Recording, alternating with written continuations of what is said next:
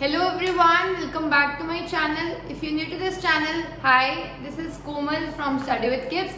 In our today's video, we'll discuss the chapter motion for class 9. So let's start the chapter motion now. Generally मैंने देखा है कि students को physics बहुत difficult लगती है, तो I'll try to make that simpler and easier for you. तो let's start the chapter motion. तो सबसे पहले आप मुझे ये बताओ कि rest या motion ये दो terms होती है. आप इन दोनों टर्म से क्या समझते हो? क्या मतलब होगा अगर मैं बोलूं कि कोई भी बॉडी रेस्ट पे, या क्या मतलब होगा अगर मैं बोलूं कि कोई भी बॉडी मोशन में? इन दोनों का मतलब क्या होता है? तो आपके दिमाग में एक ही चीज आएगी, रेस्ट का मतलब है कोई चीज रेस्ट कर रही है, इसका मतलब कोई चीज रुकी हुई है, तो उसे हम बोलते हैं कोई भी चीज स्टिल है या फिर स्टेशनरी है। तो भी हमसे क्या बोलेंगे कि वो बॉडी कैसे है, रेस्ट पे है। कोई भी रुकी हुई चीज को हम बोलते हैं कि वो बॉडी कैसे है, रेस्ट पे है। और मोशन, जनरली मोशन का मतलब क्या होगा? हम बोलेंगे अगर कोई बंदा चल रहा है तो वो मोशन में है, कोई बंदा रुका हुआ है तो रेस्ट पे है। तो मोशन का मतलब हो जाएगा चलना। अगर कोई बॉडी चल रही है तो वो मोशन में है, और अगर रुकी हुई है, अगर कोई बॉडी रुकी हुई है तो वो किसमें है, रेस्ट में है। तो हम देखते हैं कि रेस्ट और मोशन साइंटिफिक लैंग्वेज में भी सेम ही होते हैं जो हम जनरल लैंग्वेज में बोलते हैं। तो रेस्ट का मतलब, अब ये डस्टर है मेरे, अभी ये हैंड में, मैंने अभी से टाइम देखना स्टार्ट किया वॉच में, अभी का टाइम देखना स्टार्ट किया, और अभी इसकी पोजीशन जहां है वही है। मैंने 5 सेकंड बाद देखा, इसकी पोजीशन अभी भी वही है। मैंने 10 सेकंड के बाद देखा, अभी भी इसकी पोजीशन वही है। मैंने 1 घंटे के बाद देखा, अभी भी इसकी पोजीशन यही है। तो क्या ये डस्टर चल रहा है या रुका हुआ है? ये डस्टर रुका हुआ है। तो कोई भी ऑब्जेक्ट अगर उसकी जो पोजीशन है वो टाइम के साथ चेंज नहीं होती, क्योंकि आप देखो टाइम चेंज हो रहा है, पहले था 0 सेकेंड, फिर हुआ 5 सेकेंड, फिर हुआ 10 सेकेंड, फिर हुआ 20 सेकेंड, और जो उसकी पोजीशन है क्या वो चेंज हुई? नहीं, ये पहले भी मेरे हाथ में यहीं पर था, अभी भी यहीं पर है। तो ये डस्टर किसमें है, रेस्ट में है। अब इस मार्कर को देखो आप, इस मार्कर को मैं पहले यहाँ रखा हुआ है, फिर यहाँ लेकर आई, फिर यहाँ लेकर आई, फिर यहाँ लेकर आई, फिर यहाँ लेकर आई। तो क्या इसकी पोजीशन टाइम के साथ चेंज हो रही है या नहीं हो रही है? हो रही है। 0 सेकंड्स पे ये यहाँ पर था। 0 सेकंड्स का मतलब होता है जब हम देखना स्टार्ट कर रहे हैं, ठीक है। 1 सेकंड पे यहाँ आ गया, 2 यहाँ, 3 यहाँ, 4 यहाँ, 5 यहाँ, 6 यहाँ, 7 यहाँ। तो इसकी टाइम के साथ पोजीशन चेंज हो रही है। जिसकी पोजीशन टाइम के साथ चेंज होती है उसे हम बोलते हैं कि वो ऑब्जेक्ट किसमें है, मोशन में। Position changes with time. और रेस्ट में हम तब बोलेंगे जब position remains same with time. मतलब टाइम के साथ अगर पोजीशन चेंज नहीं होगी तो रेस्ट पे है, अगर टाइम के साथ पोजीशन चेंज होगी तो मोशन में है। अब हम कुछ चीजों को ना देख के बता देते हैं कि वो रेस्ट पे है या मोशन में है। रुका हुआ है, रेस्ट पे है, चल रहा है, मोशन में है। पर कुछ चीजों को हम देख कर नहीं बता सकते कि वो रेस्ट पे है या मोशन पे है। जैसे अर्थ को आप कैसे बताओगे कि वो रेस्ट पे है या मूवमेंट शो कर रहा है? क्या आपको अर्थ चलता हुआ दिखाई दे रहा है? नहीं, पर फिर भी आपको पता है अर्थ मूविंग है। तो कुछ चीजें होती हैं जो हमें इनडायरेक्टली पता चलता है कि वो है। जैसे विंड का कैसे पता चलता है कि विंड है, हवा है? पत्ते अगर हिल रहे होंगे तो हम बोलेंगे विंड चल रही है, हवा चल रही है। ऐसे ही अर्थ का हम कैसे बताएंगे कि अर्थ मूविंग है? क्या दिन और रात होते हैं, डे एंड नाइट होते हैं? क्या सीजन चेंज करते हैं, समर सीजन, ऑटम, विंटर्स, ये सब आते हैं। इसका मतलब चेंजिंग ऑफ सीजन्स और डे एंड नाइट हमें बताते हैं कि अर्थ भी एक जगह पे नहीं है। अर्थ जब सन को फेस करता है तो दिन होता है, जब सन से ऑपोजिट साइड चला जाता है तो नाइट होती है। इसका मतलब अर्थ मूव कर रहा है या नहीं कर रहा? कर रहा है। और हमें वैसे ये भी पता है कि अर्थ 365 डेज लगाता है सन के अराउंड ऑर्बिट करने में, मतलब अर्थ रुका हुआ नहीं है। तो अर्थ कैसा है, मोशन में है। और रेस्ट और मोशन जो टर्म्स होती है ना, ये आप एब्सोल्यूट में नहीं बता सकते। अब मैंने ये कौन सा वर्ड यूज कर दिया, एब्सोल्यूट, दिमाग में आया ना? एब्सोल्यूट का मतलब क्या है? एक और वर्ड होता है रिलेटिव। अब इन दोनों का मतलब क्या होता है? एक है एब्सोल्यूट, एक है रिलेटिव। एब्सोल्यूट का मतलब होता है अगर मैं बोलूं कि मेरी बॉडी का टेम्परेचर 70, अभी 90 डिग्री है, लेट्स से 95 और 97, 95 डिग्री है, तो अगर मेरी बॉडी का टेम्परेचर इतना है तो वो एब्सोल्यूट टेम्परेचर है। चाहे कोई और बंदा देखेगा तब भी मेरी बॉडी का टेम्परेचर उतना ही रहेगा, कोई और देखेगा तब भी उतना ही रहेगा। जैसे आपके मार्क्स है, अगर मान लो आप 100 में से 95 स्कोर कर रहे हो तो 95 ही स्कोर कर रहे हो ना, या आपके पेरेंट्स के लिए वो अलग हो जाएंगे, आपके फ्रेंड्स के लिए अलग हो जाएंगे? नहीं, आपके मार्क्स तो 95 ही जाएंगे। फिर रिलेटिव का मतलब क्या होता है? रिलेटिव का मतलब समझाने के लिए मैं आपको एक एग्जाम्पल बताती हूँ और मैं आपको फिर बताऊंगी रिलेटिव क्या होता है। जैसे देख लो, हमने यहाँ पर बनाया है एक ट्रेन, ठीक है। आप ट्रेन में जा रहे हो, कहीं ट्रैवल कर रहे हो, आप यहाँ पर आप हो और यहाँ पे आपका कोई फ्रेंड है, ठीक है। ये आप हो ए, ये आपका कोई फ्रेंड है बी, और आपका एक और फ्रेंड है सी, जो आपके साथ नहीं जा पाया क्योंकि उसके पेरेंट्स ने मना कर दिया जाने के लिए, ठीक है। तो वो आपको बाय बोलने आया है, आप अपने फ्रेंड के साथ जा रहे हो और एक फ्रेंड आपको बाय बोलने आया है बाहर से। तो मेरी बात सुनो, ट्रेन चल रही है चल रही है चल रही है, जैसे ही ट्रेन चल रही है, मतलब अगर ट्रेन चल रही है किसी भी स्पीड के साथ, अगर हमारी ट्रेन चल रही है तो आप ट्रेन के अंदर आ जाओ। ट्रेन के अंदर आप दो फ्रेंड्स हो, अगर आप दो फ्रेंड्स बाहर की दुनिया को ना देखो तो आपको पता भी नहीं चलेगा कि ट्रेन चल रही है। आपको लगेगा रुके तो मैं, मेरी पोजीशन वहीं पे तो है, मैं ट्रेन के उस डिब्बे पे, उस सीट पे तो बैठा हुआ हूँ, जिस मर्जी टाइम पे देख लो। ये भी बंदा कहेगा कि मैं तो वही जगह पे बैठा हुआ हूँ, जिस मर्जी टाइम में देख लो। पर अगर ये बंदा बाहर से देखे इन दोनों को, क्योंकि ट्रेन आगे चल रही है तो इसके लिए ए भी आगे चला गया और बी भी आगे चला गया। तो ये एग्जाम्पल बेस्ट होता है रिलेटिव का। कैसे? रिलेटिव का मतलब होता है रिश्तेदार। एक ही बंदा, किसी की भाभी होती है, किसी की बुआ होती है, किसी की चाची होती है, किसी की नानी होती है, मतलब एक ही बंदा, इतने सारे रिश्ते होते हैं उसके, इतने सारे रिलेटिव्स होते हैं। तो यहाँ पर भी जो रिलेटिव टर्म है उसका मतलब, रिलेटिव का मतलब होता है हर बंदे के, एक बंदे के रिस्पेक्ट में उसकी वैल्यू कैसे है। जैसे ए की वैल्यू बी के रिस्पेक्ट में, बी कह रहा है कि ए तू रुका हुआ है, पर सी कह रहा है कि ए तू चल रहा है। और गलत कौन बोल रहा है? क्या कोई गलत बोल रहा है? सी बिल्कुल सही बोल रहा है, क्योंकि ट्रेन आगे चल रही है तो कहेगा नहीं ट्रेन आगे चलेगी, तू भी तो आगे चला गया, तो ए आगे चला गया सी के लिए।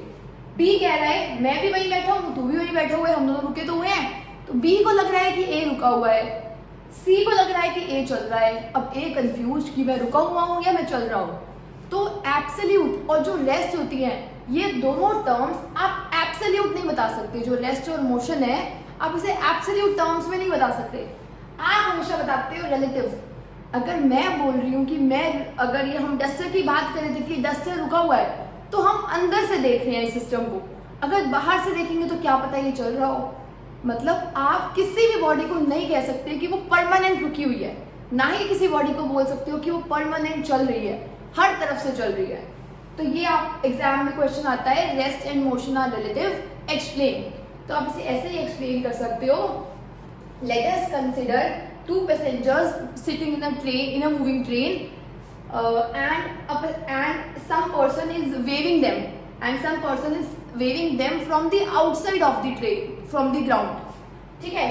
So for C, A will be in motion, but for B, A will be at rest. तो B confused, अब मैं रेस्ट या मोशन, तो A जो है, तो जो A था वो कंफ्यूज हो गया कि मैं रेस्ट या मोशन, तो A रेस्ट भी है मोशन भी है, A B के रिस्पेक्ट में रेस्ट पे है, A C के रिस्पेक्ट में मोशन में है।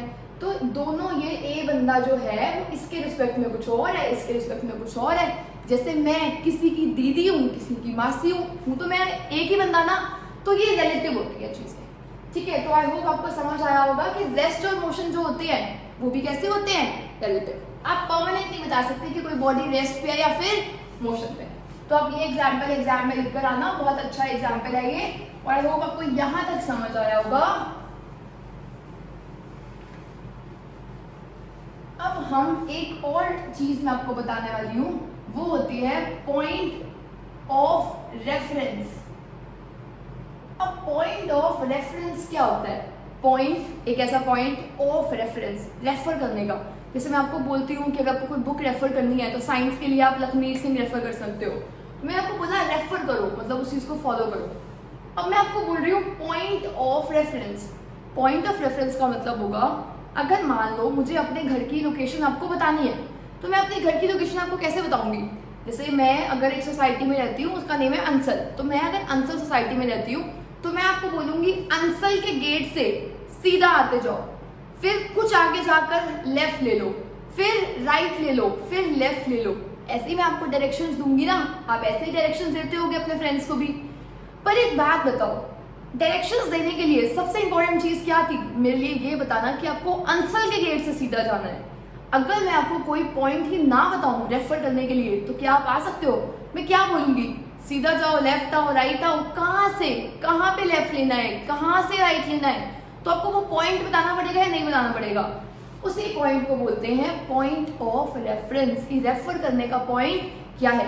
आप ये भी बोल सकते हो, एक काम कर, अपने घर से सीधा आ जाओ। तो आपने अपना घर बता दिया ना उसका, तो वो भी क्या हो गया उस टाइम पे? Point of reference. Point of reference कोई भी रेफर करने का पॉइंट होता है जिसे आप यूज करते हो। आप यूज करते हो ताकि आप किसी भी चीज की पोजीशन बता सको या फिर लोकेशन बता सको। और साइंस में या मैथ्स में जिसे हम पॉइंट ऑफ रेफरेंस लेते हैं, आप सबने इस वर्ड को सुना होगा, और ये वर्ड होता है ओरिजिन। आपने सुना है ये एक्स एक्सिस, वाई एक्सिस, और इनके बीच में जो इंटरसेक्ट करता है वो क्या होता है? ओरिजिन। ठीक है, इसी को हम लेते हैं पॉइंट ऑफ रेफरेंस, कि यहाँ से राइट चले जाओ, यहाँ से आगे चले जाओ, यहाँ से इधर लेफ्ट चले जाओ, यहाँ से यहाँ चले जाओ। तो हमने एक पॉइंट ऑफ रेफरेंस ले लिया ना। एक पॉइंट ऑफ रेफरेंस हमें हमेशा लेना पड़ता है ताकि हम किसी भी चीज की लोकेशन बता सके। मैं आपको हवा में नहीं बोल सकती अपने घर आने के लिए कि लेफ्ट आ जाओ। कहाँ से लेफ्ट? तो मैं बोलूंगी अंसल मार्केट से स्ट्रेट आना है। कुछ तो लोकेशन बताऊंगी ना मैं आपको। एक चीज को मैं पॉइंट ऑफ रेफरेंस ले लूंगी और फिर बताती रहूंगी कि क्या करना है। जैसे आपके टीचर्स पॉइंट ऑफ रेफरेंस क्या लेते हैं? 100 मार्क्स ले लेते हैं कि 100 मार्क्स तो पॉइंट ऑफ रेफरेंस है, उसके बाद आपके मार्क्स बता देंगे वो। तो रेफर करने के लिए पॉइंट ले लिया उन्होंने। चलो, आई होप आपको यहाँ तक क्लियर होगा। इसके बाद आपको दो क्वांटिटीज पढ़नी है, जिसमें से फर्स्ट क्वांटिटी है डिस्टेंस और सेकेंड क्वांटिटी है डिस्प्लेसमेंट। अब डिस्टेंस क्या होता है और डिस्प्लेसमेंट क्या होती है? Distance is actual path travelled.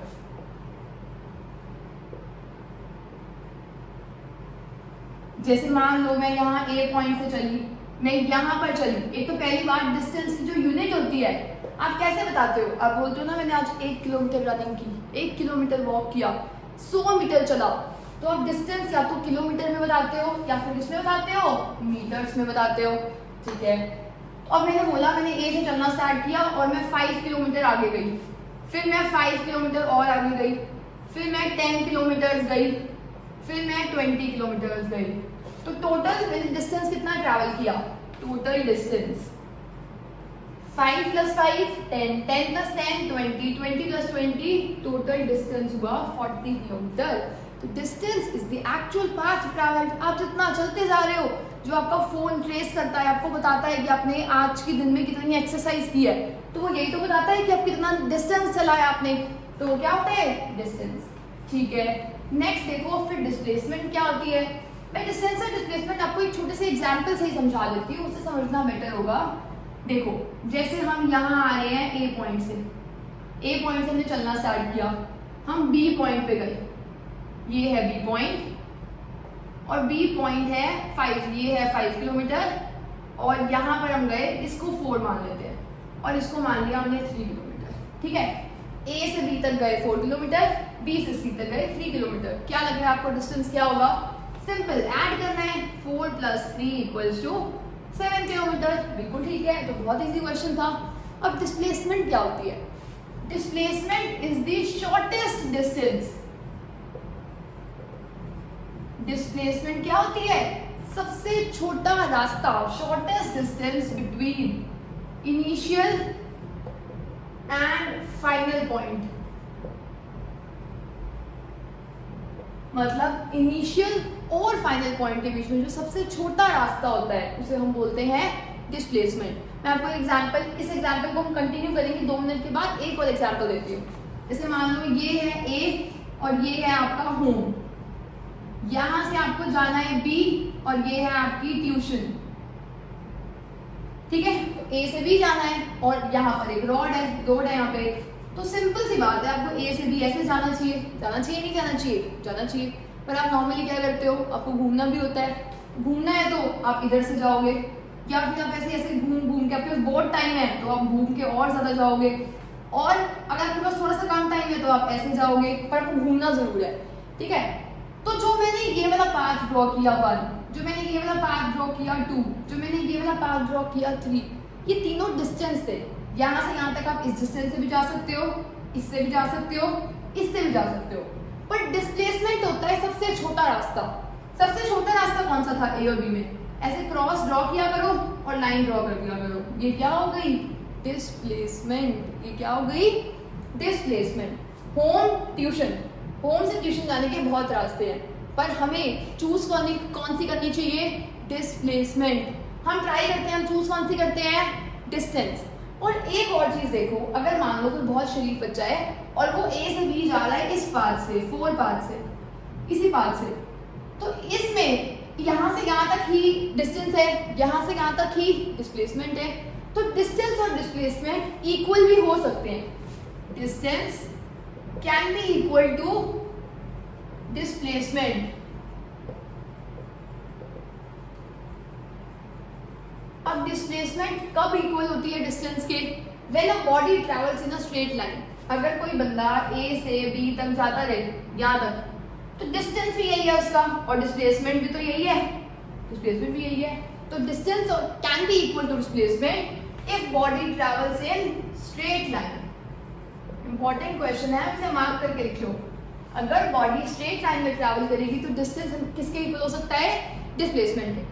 अब मैं आपको एक और क्वेश्चन बता रही हूँ, हल्का सा आपको लग सकता है डिफिकल्ट है, पर इजी है, मतलब इतना इजी है पर एग्जाम में बहुत बार आता है। तो वो क्वेश्चन क्या आता है कि ये दिया हुआ है डिस्टेंस अपॉन डिस्प्लेसमेंट, इसकी वैल्यू क्या क्या हो सकती है? ग्रेटर देन 1 हो सकती है, ग्रेटर देन 1 हो सकती है, लेस देन इक्वल टू 1 होती है, ग्रेटर देन इक्वल टू 1 होती है, या फिर लेस देन 1 होती है। ये 4 ऑप्शंस आते हैं। ये सबसे डिफिकल्ट क्वेश्चन है 9th का, याद रखना है। सबसे अगर ये क्वेश्चन आया तो आपका पेपर मुश्किल आया मतलब। अब मैंने आपको एक बात बताई, देखो डिस्टेंस ये भी हो सकता था, डिस्टेंस ये भी हो सकता था, डिस्टेंस ये भी हो सकता था, डिस्टेंस ये भी हो सकता है। इस केस में डिस्टेंस बड़ा है, डिस्प्लेसमेंट तो यही है ना, डिस्टेंस बड़ा है, डिस्टेंस बड़ा है, क्योंकि डिस्टेंस की मर्जी है। या तो आप डिस्टेंस डिस्प्लेसमेंट के इक्वल भी पूरा कर सकते हो, मतलब आपने सोच लिया आप छोटे रास्ते से जा रहे हो तो आपका डिस्टेंस डिस्प्लेसमेंट के इक्वल भी हो सकता है। अगर ये दोनों इक्वल हुए तो दोनों कैंसिल हो जाएंगे और आंसर क्या आ जाएगा? 1। ठीक है, आपको ये समझ आ गया कि 1 तो हो सकता है आंसर। क्या डिस्टेंस बड़ा हो सकता है डिस्प्लेसमेंट से? है।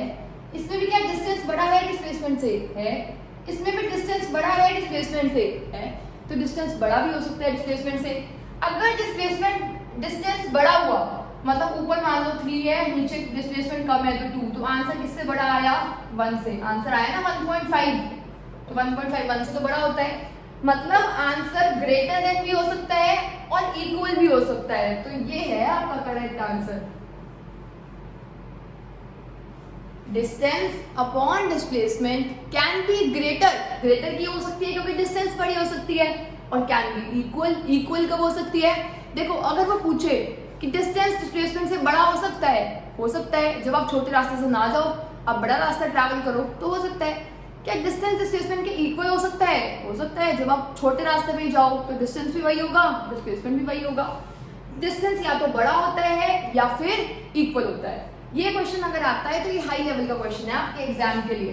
आई होप आपको यहाँ तक क्लियर हुआ होगा। अगर आप कोई भी नोट्स मेंटेन करते हो तो ये क्वेश्चन तो लिख लेना उसमें, ठीक है। तो अब हम इसे इरेज करते हैं और पॉइंट्स डिस्कस करते हैं डिस्टेंस और डिस्प्लेसमेंट के। तो देखो डिस्टेंस एक्चुअल पाथ ट्रैवल्ड होता है और डिस्प्लेसमेंट शॉर्टेस्ट पाथ ट्रैवल्ड होता है between initial and final point. Distance की यूनिट होती है किलोमीटर या फिर मीटर, डिस्प्लेसमेंट की भी सेम होती है, यूनिट चेंज नहीं होती है क्योंकि है तो छोटा रास्ता ही ना, तो रास्ता तो मीटर या किलोमीटर में ही होगा, ठीक है। अब मैं आपको ये एग्जाम्पल बता रही थी, इसमें मुझे बताओ डिस्टेंस कितना है? 4 + 3, डिस्टेंस 4 + 3, डिस्प्लेसमेंट कितनी है इस एग्जाम्पल में?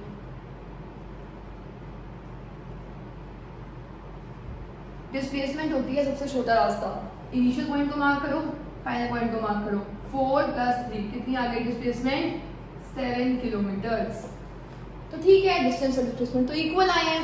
अब एक और केस देख लो, ये है मान लो पहले हम गए ए से बी 4 किलोमीटर, अब ना सीधा गए थे ना अब हम सीधा नहीं गए, हमारा मन किया हम तो मुड़ गए 90 डिग्री के एंगल पे मुड़ गए, और कितना आगे गए 3 मीटर्स। ठीक है, इसमें 4 गए थे 3 गए थे पर 3 सीधा गए थे, इसमें 4 गए 3 इधर मुड़ गए। अब बताओ डिस्टेंस कितनी है, डिस्टेंस होता है टोटल डिस्टेंस 4 + 3 7 मीटर। अब बताओ डिस्प्लेसमेंट कितनी है, डिस्प्लेसमेंट होता है सबसे छोटा रास्ता। देखो इधर है 4 इधर है 3, ये है इनिशियल पॉइंट ये है फाइनल पॉइंट, मैंने आपको बताया था दोनों को ज्वाइन करना होता है। अगर आपको मैथ्स थोड़ी सी आती है तो आपको पता होगा ये एक ट्रायंगल बन गया है, राइट एंगल ट्रायंगल, और ये हाइपोटेन्यूज है ये बेस है ये हाइट है। तो हम कैलकुलेट कर लेते हैं, हमें पता है हाइपोटेन्यूज का जो स्क्वायर होता है वो इक्वल होता है perpendicular square plus base square. Perpendicular है 3 का स्क्वायर 9, बेस है 4 का स्क्वायर होता है 16, मतलब आ गया 25। एच कितना आया, एक्स स्क्वायर आया 25, किसका स्क्वायर 25 होता है 5 का, तो एच की वैल्यू कितनी आ गई, तो ये आ गई 5। तो इसमें डिस्प्लेसमेंट क्या आई है 5 मीटर। अब आप देखो इस डायग्राम को, इसमें किया क्या हम सीधा गए 4 3, डिस्टेंस भी 7 डिस्प्लेसमेंट भी 7। इधर देखो सीधा नहीं गए मुड़ गए, डिस्टेंस कितना है 7, डिस्प्लेसमेंट कितनी है 5। ये भी एक एग्जांपल है कि डिस्प्लेसमेंट तो छोटी हो सकती है, डिस्प्लेसमेंट छोटी है, डिस्प्लेसमेंट है ही छोटा रास्ता तो छोटी तो हो ही सकती है डिस्प्लेसमेंट। बिल्कुल, इन दो से आप क्या बात सीख रहे हो, मेरे हिसाब से आपको एक बात समझ आ रही होगी, इसमें हम बिल्कुल सीधा जा रहे थे, इसमें हम सीधा नहीं गए, सीधे जाके थोड़ा सा मुड़ गए। एक और इम्पॉर्टेंट बात, जब हम सीधा जाते हैं motion in the straight line होता है तो उसे हम बोलते हैं रेक्टिलिनियर प्रोपेगेशन या रेक्टिलिनियर मोशन। ठीक है, अब यहाँ पे वापस आते हैं, इन दोनों में एक ही बात डिफरेंट है, हमने क्या चीज चेंज की अपनी चलने की डायरेक्शन, इसमें सीधा चलते रहे इसमें 90 डिग्री बेंड हो गया, तो क्या चेंज किया हमने सिर्फ डायरेक्शन। डायरेक्शन चेंज करने से कौन सी वैल्यू चेंज हुई है डिस्प्लेसमेंट, कौन सी वैल्यू सेम रही है डिस्टेंस। डायरेक्शन चेंज करने से कौन सी वैल्यू सेम रहती है डिस्टेंस, कौन सी वैल्यू चेंज आती है डिस्प्लेसमेंट। मतलब डायरेक्शन पे डिपेंड कौन करता है, डिस्टेंस तो नहीं करता, इसको कहाँ फर्क पड़ रहा है, डिस्टेंस 7 ही है, चाहे जहां मर्जी चले जाओ तुम्हारी डायरेक्शन से डिस्टेंस को फर्क नहीं पड़ता। तो नेक्स्ट पॉइंट लिखो, डिस्टेंस डज नॉट डिपेंड, इसको मैं इरेज कर देती हूँ अगर आपको एक कंसेप्ट समझ आ गया है जो मैं आपको समझा रही थी। Distance does not depend on direction. अब यहां पर देखो, ये भी आप नोट डाउन कर लिया होगा आपने अभी तक, तो displacement depends upon direction.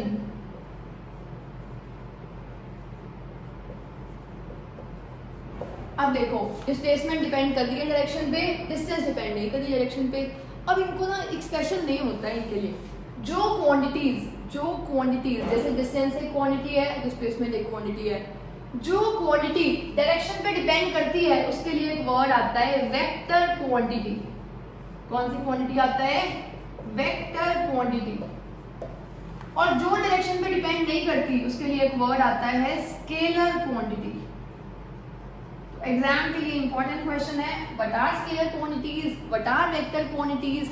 Scalar quantities are quantities that does not depend upon direction, जो डिपेंड करती है सिर्फ नंबर पे, और नंबर को हम साइंस में बोलते हैं मैग्नीट्यूड। मतलब scalar quantities are the quantities that just have magnitude and no direction, इसमें हमें डायरेक्शन बतानी ही नहीं होती है। And vector quantities are the quantities that have magnitude, number तो इसमें भी था, डिस्प्लेसमेंट का भी एक नंबर आया था, पर दैट ऑल्सो हैव डायरेक्शन, इसमें डायरेक्शन भी होती है, इसमें नहीं होती है। अगर ये क्वेश्चन आया तो आपको एग्जाम्पल लिखना है वेक्टर क्वांटिटीज का। एक एग्जाम्पल तो आपने पढ़ लिया, क्या पढ़ लिया डिस्प्लेसमेंट। देखो डिस्प्लेसमेंट डायरेक्शन पे डिपेंड करती है, मैंने आपको इसका एक एग्जाम्पल दिया था, उसमें 7 7 आया था डिस्टेंस, और डिस्प्लेसमेंट इसमें आई थी 7, उसमें आई थी 5, मतलब डिस्प्लेसमेंट डिपेंड करती है, ठीक है। अब मैं आपको एक और एग्जांपल आपको समझाती हूँ। ये होता है shortest distance between initial and final point. Basically आप इसे ऐसे कैलकुलेट कर सकते हो, final position minus initial position. आप ऐसे भी कैलकुलेट कर सकते हो इसे। जैसे अगर मान लो एक वैल्यू दी हुई है, और मैं आपको एक और बात बताती हूँ अभी तो पहले, वेक्टर क्वांटिटीज डायरेक्शन पे डिपेंड करते हैं। इसके एग्जाम्पल्स कैसे कैसे आएंगे, एक तो आ गया डिस्प्लेसमेंट, एक और एग्जाम्पल फोर्स। देखो फोर्स जो होगा वो डिपेंड करेगा मैं आप पे फोर्स कहाँ लगा रही हूँ, ऊपर से लगा रही हूँ, साइड से लगा रही हूँ, इधर से लगा रही हूँ, नीचे से लगा रही हूँ, कहाँ पे फोर्स लगा रही हूँ, तो वो डायरेक्शन पे डिपेंड करेगा या नहीं करेगा। बिल्कुल, जहाँ पे लगाऊंगी क्या पता उसका असर कुछ और हो, है ना। ऐसे सिर पे लगाया तो उसका असर कुछ और होगा। तो फोर्स डिपेंड करती है डायरेक्शन पे। तो फोर्स भी कैसी क्वांटिटी है, एक वेक्टर क्वांटिटी है। स्केलर क्वांटिटी का एग्जांपल आएगा टेम्परेचर। टेम्परेचर बॉडी का डिपेंड नहीं करता, टेम्परेचर जितना बॉडी का होता है वो उतना ही रहता है। उसको डायरेक्शन से क्या मतलब, 95 है तो 95 ही होगा हर तरफ से। या फिर लेंथ, अब इस बॉडी की लेंथ है कुछ सेंटीमीटर है, 15 सेंटीमीटर है लेंथ से, तो इसकी लेंथ थोड़ी चेंज हो जाएगी, लेंथ तो वही रहेगी। तो लेंथ भी स्केलर क्वांटिटी है, टेम्परेचर भी स्केलर क्वांटिटी है, डिस्टेंस भी स्केलर क्वांटिटी है। वेक्टर क्वांटिटी में हमने क्या पढ़ लिया, फोर्स पढ़ लिया। एक और वेक्टर क्वांटिटी पढ़ी है हमने, डिस्प्लेसमेंट। एक और वेक्टर क्वांटिटी मैं आपको अभी बताऊंगी, वो नेक्स्ट टॉपिक है हमारा। चलो थर्ड पॉइंट देखते हैं। थर्ड पॉइंट बहुत ही इंपॉर्टेंट पॉइंट है, ठीक है। थर्ड पॉइंट हमारा क्या बोल रहा है, थर्ड पॉइंट बोल रहा है कि जो डिस्टेंस है वो तो हमेशा पॉजिटिव होगा, जीरो तो नहीं हो सकता। अगर आप चल ही रहे हो तो 1 मीटर चले हो, 1 सेंटीमीटर चले हो, कुछ तो चले हो, अगर चले हो तो हमेशा नंबर कैसा होता है, पॉजिटिव। और जो डिस्प्लेसमेंट होती है वो पॉजिटिव भी होती है, नेगेटिव भी होती है, जीरो भी होती है। अब इसके सारे क्वेश्चंस आते हैं, बताओ डिस्प्लेसमेंट जीरो कैसे हो सकती है। डिस्प्लेसमेंट मैंने आपको बताया है shortest distance between initial and final point, ठीक है।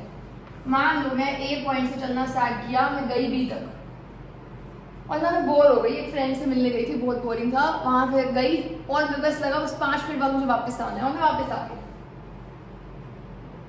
तो मैं ए से गई, ए से चलना स्टार्ट हुई, बी पे गई, बी से वापस किस पे आ गई, ए पे आ गई। अगर मैं ए से बी पर गई, वापस बी से ए पर आ गई, तो मेरी इनिशियल पॉइंट पोजीशन क्या थी, ए। वापस भी मैं किस पे आई हूँ, ए पे, तो फाइनल भी क्या है, ए से ए का डिस्टेंस कितना है, कुछ भी तो नहीं है, जीरो। ए से ए तक का डिस्टेंस कितना है, जीरो। शॉर्टेस्ट डिस्टेंस तो निकालना होता है आपको। डिस्प्लेसमेंट इस केस में कितनी आई है, जीरो, क्योंकि एक्चुअल में तो बॉडी डिस्प्लेस नहीं हो रही ना। अब मैंने रस्सल लिया, इसको ऊपर थ्रो किया, ये ऊपर गया, साथ साथ नीचे आ गया, जितना ऊपर गया उतना नीचे आ गया।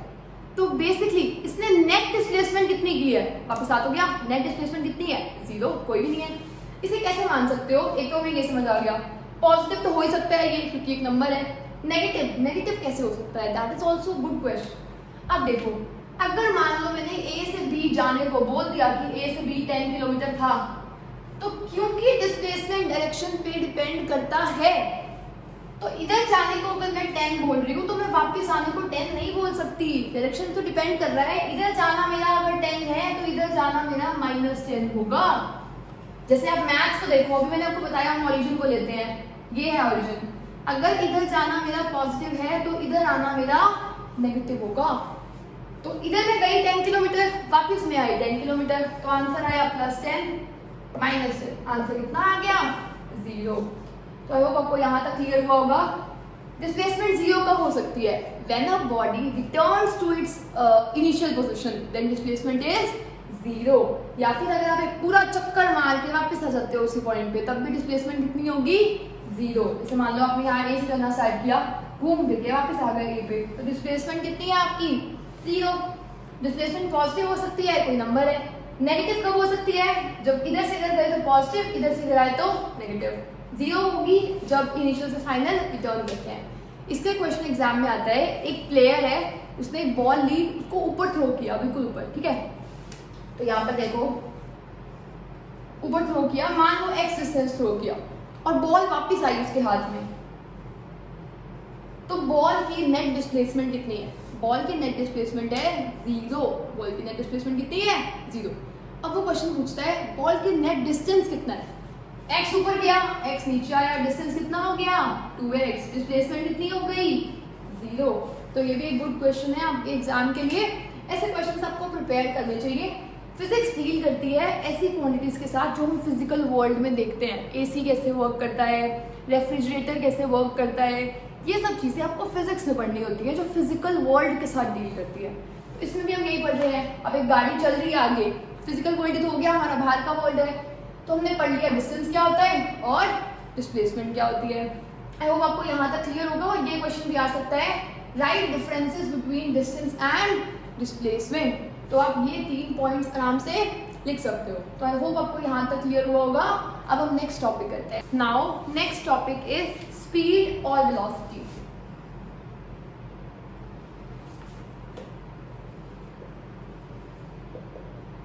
अब स्पीड तो एक ऐसा वर्ड है जो आप बहुत नॉर्मल डेली लाइफ में बहुत ज्यादा यूज करते हो।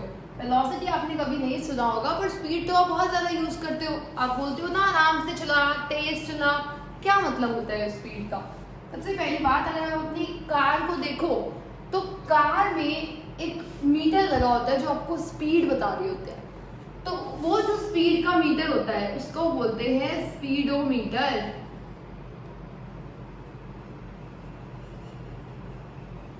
और आपने एक और चीज देखी होगी, आपके व्हीकल में एक डिस्टेंस का लगा होता है जो आपको बताता है 10 किलोमीटर और चल चुके हो, 20 चल चुके हो, 30 चल चुके हो, किलोमीटर्स बढ़ते रहते हैं ना। वो जो मीटर होता है उसका नाम होता है odometer. Odometer measures distance while speedometer measures speed. पर स्पीड होती क्या है? स्पीड की एक चीज मैं आपको बता दूं, आपने यूनिट जरूर सुनी होगी कि हम जो यूनिट होती है वहां पर जो हमारी कार में होती है वो होती है किलोमीटर पर आवर। क्या होती है? Kilometre per hour. चलो अब मैं आपको बताती हूँ स्पीड एक्चुअल में होता क्या है। स्पीड का मतलब होता है कि आप कितना डिस्टेंस ट्रैवल कर रहे हो, कितनी जल्दी या लेट, उसे हम स्पीड बोलते हैं। It is rate of travelling distance. ठीक है, रेट का मतलब भी टाइम से रिलेटेड होता है। जैसे स्पीड का फॉर्मूला बचपन से पढ़ते आ रहे हो, वो होता है डिस्टेंस अपॉन टाइम। डिस्टेंस की यूनिट होती है किलोमीटर, टाइम की यूनिट होती है आवर। तो फॉर्मूला क्या आ गया? किलोमीटर पर आवर, या फिर आपकी बुक्स में लिखा हुआ मिल सकता है किलोमीटर आवर -1। ये भी एक बात होती है। देखो किलोमीटर अपॉन एच है ना, एच जब ऊपर जाएगा तो क्या आ जाएगा? -1। तो ये दोनों बातें एक ही हैं, डिफरेंट नहीं। ठीक है, स्पीड का मतलब क्या होता है? जैसे अगर आपने बोला कि मेरी जो कार है वो भी चल रही है 50 किलोमीटर पर आवर पे, इसका मतलब है आप 1 घंटे में 50 किलोमीटर कवर करते हो। इसका मतलब क्या है? आप 1 घंटे में कितना डिस्टेंस ट्रैवल करते हो? 50 किलोमीटर। अगर आपकी स्पीड 40 किलोमीटर पर आवर है, इसका मतलब आप 1 घंटे में डिस्टेंस ट्रैवल करते हो 40 किलोमीटर। ठीक है, तो ये आपको बताती है आपकी स्पीड कितनी है। स्पीड से आपको पता चलता है कि आप कितनी देर में, मतलब अगर हम बात करें 1 घंटे की, तो 1 घंटे में जितना डिस्टेंस ट्रैवल होता है वही क्या होती है? उसकी स्पीड। अब 1 घंटे में इसमें डिस्टेंस कितना ट्रैवल हो रहा है? 50 किलोमीटर। तो इसकी स्पीड कितनी हो गई? 50 किलोमीटर पर आवर। इसका मतलब 1 घंटे में आपने 50 किलोमीटर कवर किए, अगले घंटे में आप और 50 करोगे, अगले घंटे में आप और 50 करोगे, ऐसे ऐसे 50 बढ़ते जाएंगे। स्पीड से हमें ये आइडिया मिल जाता है। ठीक है, स्पीड का जो फॉर्मूला होता है वो मैंने यहाँ पर लिख दिया है। पर वेलोसिटी क्या होती है? जहां भी डिस्टेंस आता है, मतलब हम एक डिस्टेंस की बात कर रहे हैं, ठीक है, पर जो वेलोसिटी होती है, वेलोसिटी होती है डिस्प्लेसमेंट अपॉन टाइम।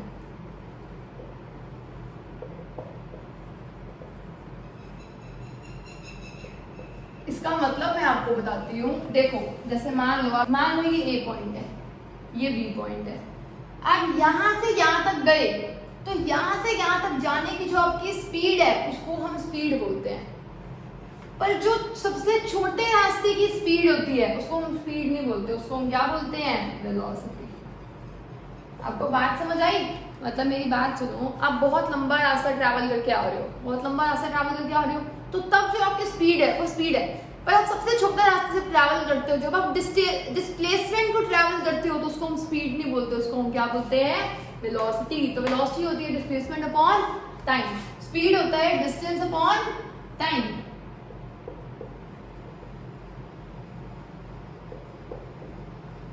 ठीक है, अब मैं इसको एक बार इरेज कर देती हूँ।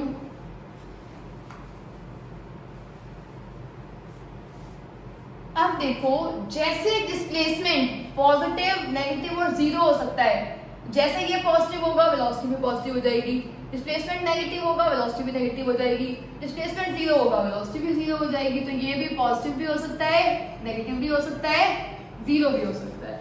स्पीड देखो, क्या स्पीड नेगेटिव होती है? नहीं होती है। क्या स्पीड जीरो होती है? अगर कोई चल ही रहा है तो स्पीड कितनी होगी? पॉजिटिव। ठीक है, थर्ड क्वेश्चन, इसको तो आप लर्न ही कर लो, अपने क्वांटिटीज की थी स्केलर, एक क्वांटिटीज की थी वेक्टर, इसको मैं लर्न कर लो कैसे बोल रही हूँ। इधर भी एस है, इधर भी एस है, S for speed, S for scalar, V for velocity, V for vector. तो वेलोसिटी होती है वेक्टर क्वांटिटी, स्पीड होती है स्केलर क्वांटिटी। कैसे होती है? डिस्प्लेसमेंट एक वेक्टर है, वेक्टर का मतलब है इसके ऊपर एक एरो लगा सकते हो डायरेक्शन बताने के लिए। क्योंकि डिस्प्लेसमेंट एक वेक्टर है तो वेलोसिटी भी एक वेक्टर है, क्योंकि डिस्टेंस एक स्केलर है तो स्पीड भी क्या है? एक स्केलर। स्पीड की जो यूनिट होती है वो भी किलोमीटर पर आवर होती है, वेलोसिटी की भी यही होती है।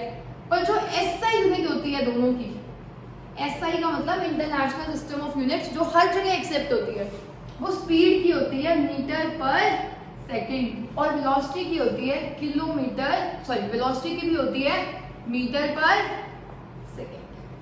ठीक है, तो दोनों की ही जो एसआई यूनिट होती है वो क्या होती है? मीटर पर सेकेंड। और हम हमेशा जो सॉल्यूशन निकालते हैं ना वो एसआई यूनिट में ही निकालते हैं।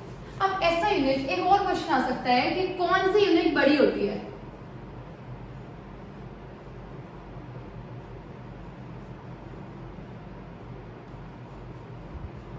क्या लग रहा है आपको? पहले तो यहीं पे वीडियो पॉज करके बिना देखे, जब तक आगे वीडियो ना करके, पहले आप आंसर कमेंट करो कि आपकी मर्जी से, आपके अकॉर्डिंग क्या लग रहा है कि किलोमीटर पर आवर बड़ी होगी या मीटर पर सेकंड बड़ी होगी। पहले मैं आपको इसको कन्वर्ट करना सिखाती हूँ, फिर मैं आगे आपको बताती हूँ। अब देखो, किलोमीटर अपॉन आवर, 1 किलोमीटर में कितने मीटर्स होते हैं? 1000 मीटर्स। 1 घंटे में, 1 आवर में कितने सेकंड्स होते हैं? 3600 सेकंड्स। तो 2 जीरो से 2 जीरो कैंसिल हुई, 2 5 जा 2 18, तो आंसर आ गया 5/18 मीटर पर सेकेंड। तो देखो, अब हमें पता चला कि 1 किलोमीटर, पहले तो आपको ये कन्वर्जन पता होनी चाहिए कि किलोमीटर पर आवर को मीटर पर सेकेंड में कन्वर्ट करने के लिए क्या करेंगे। अगर आपको दिया हुआ है 18 किलोमीटर पर आवर, इसे आपको कन्वर्ट करना है मीटर पर सेकेंड में, तो आप करोगे 18 इंटू 5/18, तो आंसर आ गया 5 मीटर पर सेकेंड। तो ठीक है, ये कर लिया आपने।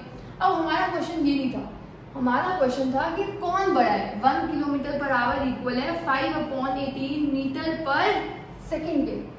तो आपके हिसाब से कौन सा बड़ा है? फिर तो मैं आपको बताऊंगी कौन सा बड़ा है। पर जो बड़ी क्वांटिटी होती है वो बड़ी क्वांटिटी होती है मीटर पर सेकेंड। किलोमीटर पर आवर तो बहुत छोटी वैल्यू होती है, हमारी कार्स बता देती हैं कि 110 किलोमीटर पर आवर पे चल रहे हो, 20 किलोमीटर पर आवर पे चल रहे हो। अब इसी एग्जाम्पल से देखो, 18 किलोमीटर पर आवर 18 इक्वल है बस 5 मीटर पर सेकेंड के, मतलब मीटर पर सेकेंड में 5 की भी वैल्यू 18 के इक्वल है। तो कौन बड़ा हुआ? मीटर पर सेकेंड बड़ा है। इस एग्जाम्पल को देखिए आपको पता चल गया। तो जो मीटर पर सेकेंड होती है वो बड़ी यूनिट होती है, किलोमीटर पर आवर इतनी बड़ी यूनिट नहीं होती। ठीक है, तो ये क्वेश्चन भी हो गया आपका। मैं आपको थोड़े से डिफिकल्ट क्वेश्चन भी साथ साथ करवाती जा रही हूँ ताकि आपको बाद में प्रॉब्लम ना हो। अदरवाइज मैं इस चैप्टर को बहुत इजी वे में भी करवा सकती थी, ये डिफिकल्ट क्वेश्चंस को छोड़ के, पर वो डिफिकल्ट क्वेश्चंस एग्जाम में आते हैं। तो आई होप आपको स्पीड का मतलब समझ आ गया होगा और वेलोसिटी का मतलब समझ आ गया होगा। अगर आपको ये दोनों समझ आ गए हैं तो स्पीड का एक फॉर्मूला होता है डिस्टेंस अपॉन टाइम, वेलोसिटी का होता है displacement upon time. Average velocity, एक और वेलोसिटी होती है जिसे हम बोलते हैं एवरेज वेलोसिटी, और स्पीड का एक टाइप होता है जिसे हम बोलते हैं एवरेज स्पीड। एवरेज स्पीड का मतलब होता है, मान लो आप अपने घर से चले और मेरे घर तक आए, कभी आपकी स्पीड हुई 10, कभी हुई 20, कभी हुई 30, तो जब 10, 20, 30 थी तो आपने बोल दिया मेरी एवरेज स्पीड तो चलो 20 रही होगी। एवरेज का मतलब पता है ना आपको, परसेंटेज निकाल लेते हैं। तो यहाँ पर परसेंटेज नहीं निकालते, एवरेज स्पीड का मतलब होता है total distance upon total time. और एवरेज वेलोसिटी जो होती है उसका एक फॉर्मूला तो होगा total displacement upon total time. एक फॉर्मूला और होता है एवरेज वेलोसिटी का, जिस फॉर्मूले में अभी आप बस यहाँ पर लर्न कर लो u प्लस वी अपॉन 2। मैं आपको थोड़ी देर में बताती हूँ u क्या होता है और v क्या होता है। अभी के लिए बस इसे नोट डाउन कर लो, ठीक है। आपने यहाँ तक नोट डाउन कर लिया। स्पीड एक ये होती है, एक स्पीड होती है इंस्टेंटेनियस स्पीड। अब ये कौन सी स्पीड होती है? नाम में देखो एक वर्ड आ गया इंस्टेंट। कौन सा वर्ड आ गया? इंस्टेंट। इंस्टेंट का मतलब होता है अभी स्पीड कितनी है। मान लो आप चल रहे हो, मैंने बोला आप बताओ आपकी इंस्टेंटेनियस स्पीड कितनी है। आपने उस मीटर में देखा, स्पीडोमीटर में मेरी 15 है। मैंने फिर 10 मिनट बाद पूछा अब बताओ आपकी स्पीड कितनी है। आपने बोला देखा मेरी स्पीड 20 है। इंस्टेंटेनियस का मतलब है आपकी उस सेकंड पे स्पीड कितनी है जिस टाइम पे मैं बात कर रही हूँ। तो इंस्टेंटेनियस का मतलब होता है, अब एक बात बताओ, इंस्टेंटेनियस स्पीड मेजर करनी हो तो कहाँ से मेजर कर लोगे? स्पीडोमीटर से। तो ये भी इंपॉर्टेंट क्वेश्चन है एग्जाम के लिए कि इंस्टेंटेनियस स्पीड हम मेजर कैसे कर सकते हैं। तो हम मेजर कर सकते हैं यूजिंग स्पीडोमीटर। स्पीडोमीटर मेजर करता है इंस्टेंटेनियस स्पीड। और एक और इम्पॉर्टेंट क्वेश्चन आपके एग्जाम में आता है ये, और ये क्वेश्चन आपकी एनसीईआरटी बुक में भी दिया हुआ है। हमारी जो एवरेज स्पीड है वो कब इक्वल हो सकती है एवरेज वेलोसिटी के? देखो एवरेज स्पीड का फॉर्मूला है total distance upon total time. Average velocity का फॉर्मूला है total displacement upon total time. मतलब टाइम तो दोनों में सेम है। अगर हमारी डिस्टेंस इक्वल हो जाए जैसे तैसे डिस्प्लेसमेंट के, अगर हमारी डिस्टेंस और डिस्प्लेसमेंट इक्वल हो गए तो एवरेज स्पीड भी किसके इक्वल हो जाएगी? एवरेज वेलोसिटी के। और डिस्टेंस और डिस्प्लेसमेंट कब इक्वल होते हैं? अब सीधे चलते रहो। अब डिस्टेंस भी उतना ही है जितनी डिस्प्लेसमेंट है। जो अगर क्वेश्चन आए when is average speed equal to average velocity, तो आपको आंसर लिखना है when distance is equal to displacement, or when a body moves in a straight line. When a body moves in a straight line, its distance is equal to displacement, so average speed is equal to average velocity. I hope आपको यहाँ तक समझ आया होगा। अब मैं आपको दो टाइप के मोशन बताती हूँ कि मोशन को हम ब्रॉडली क्लासिफाई कैसे करते हैं।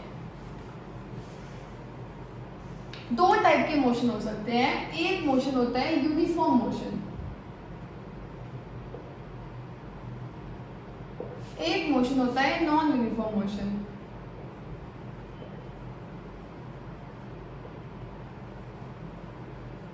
अब यूनिफॉर्म, जैसे आपको यूनिफॉर्म वर्ड सुना हुआ है कि आप बोलते हो ना हमारी स्कूल यूनिफॉर्म सी है। यूनिफॉर्म का मतलब होता है कि हर बच्चे की अलग अलग यूनिफॉर्म होती है, सेम होती है? सेम होती है। यूनिफॉर्म का मतलब यही होता है कि सबकी एक यूनी है, सिंगल फॉर्म है, सबकी सेम फॉर्म को हम यूनिफॉर्म बोलते हैं।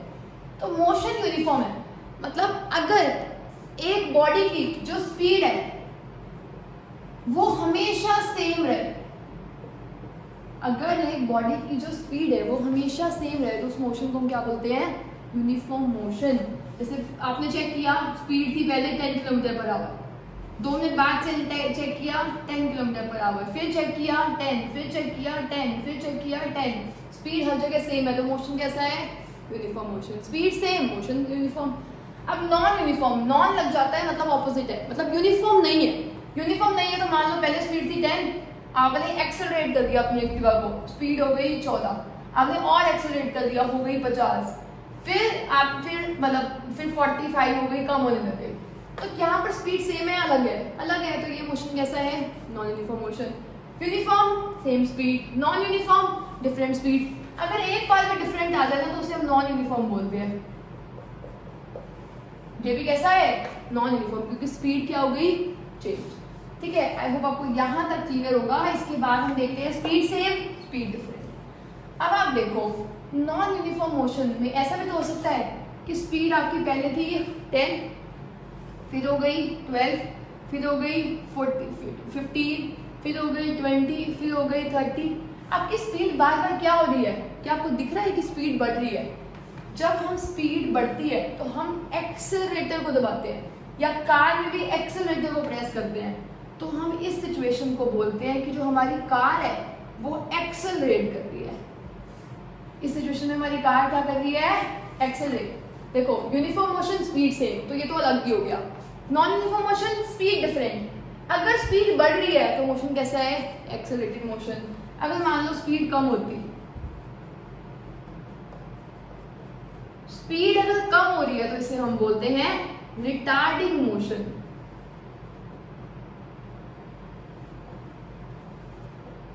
जैसे आपने सुना होगा किसी को बोलते हुए कि वो फिजिकली एंड मेंटली रिटार्डेड है या बैकवर्ड है। रिटार्डेड का मतलब होता है आप नीचे आ रहे हो, मतलब ऊपर नहीं जा रहे हो, मतलब आपका जो मेंटल लेवल बढ़ना चाहिए था वो बढ़ नहीं रहा है, कम हो रहा है बजाय। रिटार्डिंग मोशन मतलब मोशन बढ़ नहीं रहा है, कम हो रहा है, मतलब आपने ब्रेक लगा दिए। जैसे ही आप ब्रेक लगा दोगे स्पीड कम होने लग जाएगी। तो नॉन यूनिफॉर्म मोशन में एक होता है एक्सेलरेटेड मोशन, एक होता है रिटार्डिंग मोशन, या फिर आप लिख सकते हो retarded motion. Accelerated motion, retarded motion. Accelerated मतलब स्पीड बढ़ेगी, रिटार्डेड मतलब स्पीड कम होगी। अब एक्सेलरेटेड में भी मैं आपको एक बात बस समझा दी, आप समझते जाओ, रिलेट कर पाओगे। मान लो आपकी स्पीड 10 है, फिर 12 हुई, फिर 14 हुई, फिर 16 हुई, फिर 18 हुई, फिर 20 हुई। क्या दिख रहा है आपको इसमें कि स्पीड हमेशा इक्वल से बढ़ रही है, 2 से बढ़ी, 2 से बढ़ी, 2 से, 2 से। यूनिफॉर्म है तो इसे हम बोलते हैं ये यूनिफॉर्मली एक्सेलरेटेड मोशन है। मतलब ये है नॉन यूनिफॉर्म मोशन ही, या तो आप इसके लिए नॉन यूनिफॉर्म मोशन लिखाना या फिर लिखाना यूनिफॉर्मली एक्सेलरेटेड मोशन, तो एक ही बात है। और ये हर जगह स्पीड्स लिखी हुई है मैंने ये, ठीक है। अगर मान लो स्पीड थी पहले 20, फिर हुई 18, फिर हुई 16, फिर हुई 14, फिर हुई 12, फिर हुई 10। अब आप देखो 2 से कम हो रही है, तो ये है यूनिफॉर्मली रिटार्डेड। ये मैं आपको नॉलेज के लिए बता रही हूँ कि अगर कोई आपसे पूछे ये केस है, ये किसका केस है, एक्सेलरेटेड का केस है, और एक्सेलरेटेड क्या यूनिफॉर्मली हो रही है, नहीं हो रही, तो ये नॉन यूनिफॉर्म एक्सेलरेशन का केस है। इसमें देखो इक्वल से बढ़ रही है तो यूनिफॉर्मली एक्सेलरेटेड, इसमें कम हो रही है, अनइक्वल से कम हो रही है, तो नॉन यूनिफॉर्म रिटार्डिंग। रिटार्डिंग लिखाओगे तो आपके लेवल के लिए अभी भी ठीक है, पर आप थोड़ा सा अच्छे से समझो, चीजों को बारीकी से देखो। इसमें देखो 2 कम हो रही है तो कम हो रही है तो रिटार्डेड, यूनिफॉर्म से कम हो रही है तो यूनिफॉर्मली रिटार्डेड। या तो आप इन सब में नॉन यूनिफॉर्म मोशन लिखाओ, या आपको लगता है कि नहीं आपको और समझना है, अच्छे से देखना है। देखो अगर स्पीड बढ़ रही है एक्सेलरेटेड, कम हो रही है रिटार्डेड, इक्वल से बढ़ रही है यूनिफॉर्मली एक्सेलरेटेड, इक्वल से कम हो रही है यूनिफॉर्मली रिटार्डेड, अनइक्वल से बढ़ रही है नॉन यूनिफॉर्म एक्सेलरेटेड, अनइक्वल से कम हो रही है नॉन यूनिफॉर्म रिटार्डेड। और ये सारे के सारे ही नॉन यूनिफॉर्म मोशन के अंदर आते हैं। तो आई होप आपको यहाँ तक क्लियर हुआ होगा। इसके हम आगे देखते हैं, और अगर ना क्लियर हो तो पॉज करो। वीडियोस का यही फायदा होता है, आप 2-3 बार प्ले करके देख सकते हो। आराम से पॉज करो, स्पीड कम करो, अगर आपको लगता है मैं फास्ट बोल रही हूँ तो स्पीड कम करो, आराम से सुनो, 2-3 बार सुनो, आप रिलेट कर पाओगे, आपको फील आएगी, समझ आएगा कि मैं क्या समझा रही हूँ यहाँ पर, ठीक है। और साइंस को ना सिर्फ रटना नहीं होता, आपने अभी क्लास 9th में जस्ट एंटर किए, आपको तो समझने की आदत डालनी चाहिए। अब तो किसी भी चीज़ को क्रैम मत करो, समझ के करो, बहुत ईजी है चीज़ें, ठीक है। तो यहाँ के बाद अब हम आगे देखते हैं।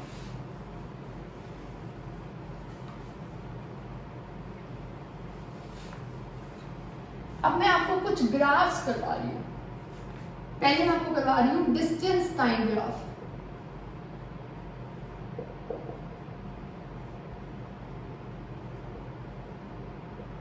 देखो मैंने 3 ग्राफ ड्रॉ किए हैं।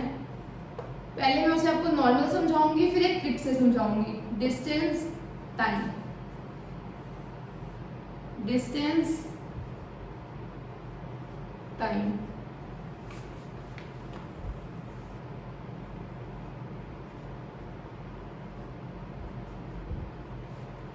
ठीक है। अब मैं आपको ये ग्राफ समझा रही हूँ। पहला ग्राफ दिया हुआ है हमें ऐसे, दिया हुआ आएगा ये, या फिर दूसरा ग्राफ दिया हुआ है ऐसे, तीसरा ग्राफ दिया हुआ है ऐसे, ठीक है। तो हमें 3 ग्राफ दिए हुए हैं, इन 3 ग्राफ्स को 1 बाय 1 देखते हैं। तो अगर 1 बाय 1 देखें तो पहला ग्राफ है ये। अब इस ग्राफ पे आओ, आपको क्या दिख रहा है, पहले ग्राफ्स को थोड़ा सा रीड करना देखते हैं। देखो ये टाइम है, ये टाइम है, इस टाइम पे इसका कुछ डिस्टेंस है इतना, जैसे टाइम पे डिस्टेंस कितना है, अगर टाइम देखना है तो एक्स एक्सिस को देखेंगे, डिस्टेंस देखना है तो वाई एक्सिस को देखेंगे। एक्स एक्सिस पे कितना डिस्टेंस है, लेट्स से इसकी वैल्यू है 40, तो वन टाइम पे कितना है 40, 2 टाइम पे डिस्टेंस कितना है 40, 3 टाइम पे कितना है 40, 4 पे 40, 5 पे 40, हर जगह डिस्टेंस क्या है सेम, डिस्टेंस चेंज नहीं हो रहा। मतलब पहले इसका डिस्टेंस ट्रैवल किया था 40, अब कितना किया है 40, अब कितना किया है 40, अब कितना किया है 40। क्या लग रहा है आपको ये चल रहा है? मुझे तो लग रहा ये तो 40 पे ही है हर बार। आप अपनी एक्टिवा में जो आपका वो मीटर है ओडोमीटर, उसमें चेक कर रहे हो अपने पहले जितना डिस्टेंस ट्रैवल किया हुआ था, 10 मिनट के बाद भी उतना किया हुआ है, 20 मिनट के बाद भी उतना किया हुआ है। मतलब आप चल ही कहाँ रहे हो, रुक के खड़े हो ना आप तो इसको हम बोलते हैं कि ऑब्जेक्ट किसमें है रेस्ट पे है। ऑब्जेक्ट किसमें है इस सिचुएशन में रेस्ट पे। अब आप इस ग्राफ पे आ जाओ।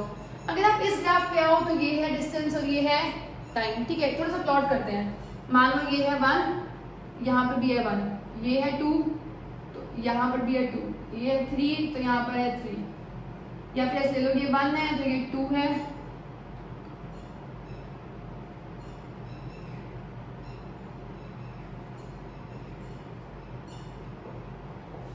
अब इस ग्राफ को ऑब्जर्व करो, इधर डिस्टेंस है इधर टाइम है। इसका मतलब जब 1 टाइम है तो डिस्टेंस है 2, जब 2 टाइम है तो डिस्टेंस है 4। स्पीड कैसे निकालते हैं? डिस्टेंस अपॉन टाइम, 2/1 2, 4/2 2, 6/3 2, 8/4 देखो ये वाला पॉइंट, 8/4 ये वाला पॉइंट देखो, यहाँ पर 4 नहीं है, यहाँ पर है 5 और यहाँ पर है 10, 2 4 6 8 10 1 2 3 4 5। अब देखो इस पॉइंट के लिए देखो यहाँ पर है 10/5 2, इस पॉइंट के लिए देखो 8/4 2, इस पॉइंट के लिए देखो 6/3 2, इस पॉइंट के लिए देखो 4/2 2, इस पॉइंट के लिए देखो 2/1 फिर से 2। हर जगह आपकी स्पीड क्या है सेम। स्पीड सेम को हम क्या बोलते हैं यूनिफॉर्म मोशन। तो ये जो ग्राफ है ये कौन सा ग्राफ है यूनिफॉर्म मोशन। अब आप इस ग्राफ पे आ जाओ, ये है डिस्टेंस और ये है टाइम। अब इधर देखो ये ना ग्राफ, इसमें अगर स्पीड सेम थी ये यूनिफॉर्म मोशन था, इसमें यूनिफॉर्म नहीं जा रहा। टाइम देखो 1 है, डिस्टेंस बहुत ही कम बढ़ा है, कभी भी सेम आएगा ही नहीं। देखो यहाँ पे 2 पे ये 2 ही है, 1 पे कम है, तो कभी भी आपको लग रहा है कि स्पीड तो सेम है ही इसमें, तो इसको हम कहते हैं स्पीड सेम नहीं है तो स्पीड डिफरेंट है। स्पीड डिफरेंट को हम बोलते हैं नॉन यूनिफॉर्म मोशन। पर मैं कभी भी ये ट्रिक फॉलो ही नहीं करती इन क्वेश्चंस को सॉल्व करने के लिए। मेरी कभी भी ये गो टू चीज़ नहीं होती कि मैं इस ट्रिक को फॉलो करूँ। तो मैं कैसे क्वेश्चंस को सॉल्व करती हूँ मैं आपको वो बता रही हूँ। इसके लिए आई होप आपको एक वर्ड पता है जिसे हम बोलते हैं टेंजेंट। क्या बोलते हैं? टेंजेंट। ये ना क्लास में मैथ्स का टॉपिक आता है, मैं आपको फिर भी थोड़ा सा बता देती हूँ। टेंजेंट एक लाइन होती है जो सर्कल को कट करती है सिर्फ एक पॉइंट पे। Tangent is a line that cuts the circle eight only 1 point. ये देखो इस लाइन ने सर्कल को कितने पॉइंट्स पे कट किया 1 2, ये टेंजेंट नहीं है। इस लाइन ने कितने पॉइंट्स पे कट किया 2, ये भी टेंजेंट नहीं है, तो इन दोनों को तो इरेज कर देते हैं और टेंजेंट ड्रॉ करते हैं। मान लो इस पॉइंट पे करनी है एक ऐसी लाइन जो सर्कल को टच करे सिर्फ एक ही पॉइंट पे। ये देखो सिर्फ एक पॉइंट पे कट किया है। इस पॉइंट के लिए ड्रॉ करो एक ऐसी लाइन जो सर्कल को कट करे सिर्फ एक ही पॉइंट पे। यहाँ पे ड्रॉ करो एक ऐसी लाइन जो सर्कल को कट करे सिर्फ एक ही पॉइंट पे। यहाँ पर देखो एक ऐसी लाइन जो सर्कल को कट करे सिर्फ एक ही पॉइंट पे। इस लाइन को बोलते हैं टेंजेंट। क्या बोलते हैं? Tangent. Tangent is a line that cuts the circle eight only and only 1 point. जो 2 पॉइंट्स पे कट करती है उसको कोड बोलते हैं। हमें वो नहीं करना, हमें टेंजेंट करना है। मतलब एक ऐसी लाइन जो सर्कल को कट करेगी सिर्फ और सिर्फ एक पॉइंट। ठीक है, अब ये पता है आपको, तो टेंजेंट हमेशा देखते हैं something upon y axis upon something upon x axis. Tangent is given by anything on y axis upon anything on x axis. ठीक है, इस ग्राफ पे आओ, y एक्सिस पे क्या है? डिस्टेंस, x एक्सिस पे क्या है? स्पीड। और टेंजेंट के लिए एक वर्ड बोला जाता है स्लोप। मतलब स्लोप को ही टेंजेंट बोलते हैं। अगर हमें बताना हो कि किसी का स्लोप क्या है तो हम बोलते हैं टेंजेंट क्या है। एक और बात मैं आपको स्लोप बताती हूँ क्या होता है। स्लोप का मतलब होता है, जैसे आपने लैडर देखी है, सीढ़ी देखी है, जो सीढ़ी है, जैसे मान लो ये यहाँ से हम देख रहे हैं, ये जो सीढ़ी है मेरी, वो सीढ़ी ना ऐसे पड़ी हुई है, ऐसे यहाँ पे पड़ी हुई है सीढ़ी, ये दीवार है और सीढ़ी ऐसे पड़ी हुई है। जो ये होती है ना, ये कितनी ढलान पे है, उसको बोलते हैं टेंजेंट। क्या बोलते हैं उसको? टेंजेंट, या उसको बोलते हैं स्लोप कितना है। देखो ये है, ये तो ग्राउंड है, ये मेरी सीढ़ी है, वो ऐसे पड़ी हुई है, तो ये उसका स्लोप हो गया। अब ये उठ गई तो स्लोप बढ़ गया, और उठ गई तो स्लोप बढ़ गया, कम नीचे यहाँ चली गई तो स्लोप कम हो गया, यहाँ चली गई तो स्लोप कम हो गया, यहाँ चली गई तो स्लोप बिल्कुल ही खत्म हो गया। दोबारा देखो, ये स्लोप हुआ, ये स्लोप है, इसका और ज्यादा स्लोप है, इसका और ज्यादा स्लोप है। स्लोप मतलब होता है कितना ज्यादा ऊपर खड़े हो, ऐसे खड़े हो, उसको बोलते हैं क्या, कितना ज्यादा है, स्लोप। तो इसका ज्यादा स्लोप है क्या इसका ज्यादा स्लोप है? इसका ज्यादा स्लोप है। दोबारा देखो, इसका ज्यादा स्लोप है इस वाले का या इसका? इस वाले का। जो ज्यादा खड़ा होता है उसका ज्यादा स्लोप होता है, ठीक है। अब देखो, तो हमें पता चला स्लोप का मतलब होता है टेंजेंट। हमें स्लोप पता कैसे चलता है? टेंजेंट बना के, ठीक है, लाइन खींच के। स्लोप पता करना है, लाइन खींच लो, और लाइन खींचने के लिए फॉर्मूला होता है anything upon Y axis upon X axis. Y axis पे क्या है? डिस्टेंस। एक्स एक्सिस पे क्या है? टाइम। तो पुट कर दो,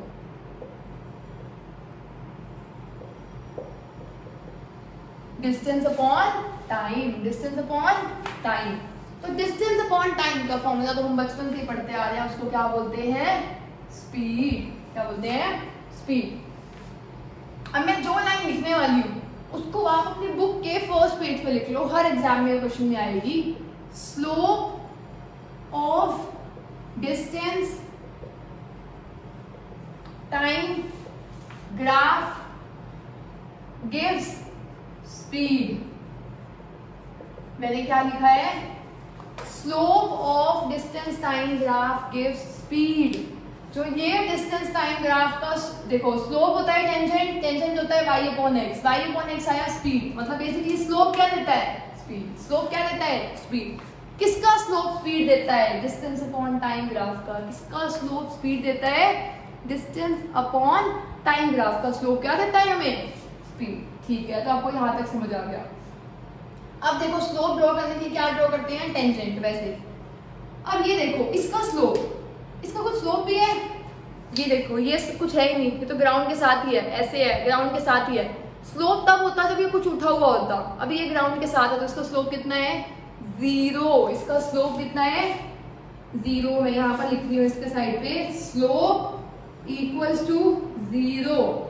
अगर स्लोप 0 है तो स्लोप क्या दे रहा है? स्पीड। तो इस ग्राफ में स्पीड भी कितनी है? 0। स्पीड 0 का मतलब बॉडी का किसमें होना होता है? रेस्ट। मैंने आपको एक क्वेश्चन ऐसे समझाया है ताकि कोई भी ग्राफ आए आप कभी भी गलत नहीं होंगे। अदरवाइज अगर मैं आपको ऐसे बता देती ना, एक दो ग्राफ कर लेते फिर कंफ्यूज हो जाते।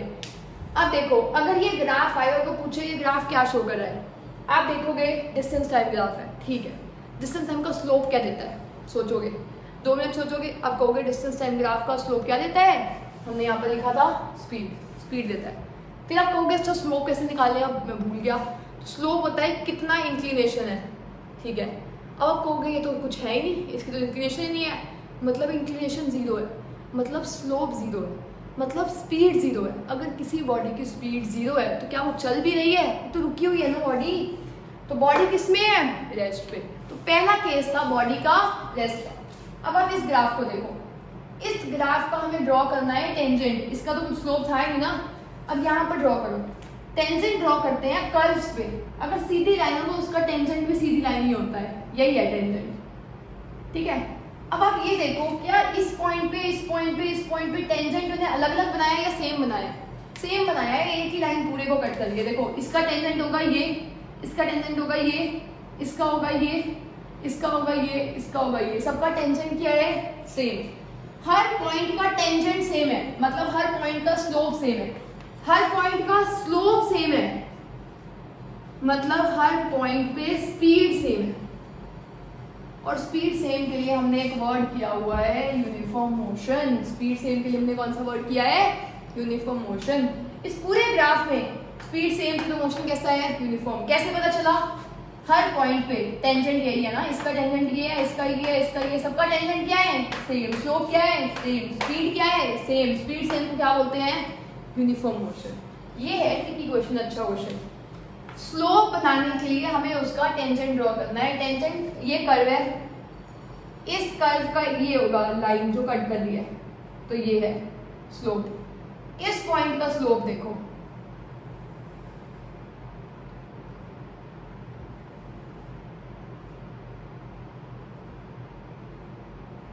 टेंजेंट में दोबारा से ड्रॉ कर रही हूँ एक बार, बस कर्व को ड्रॉ करते हैं फिर टेंजेंट ड्रॉ करते हैं।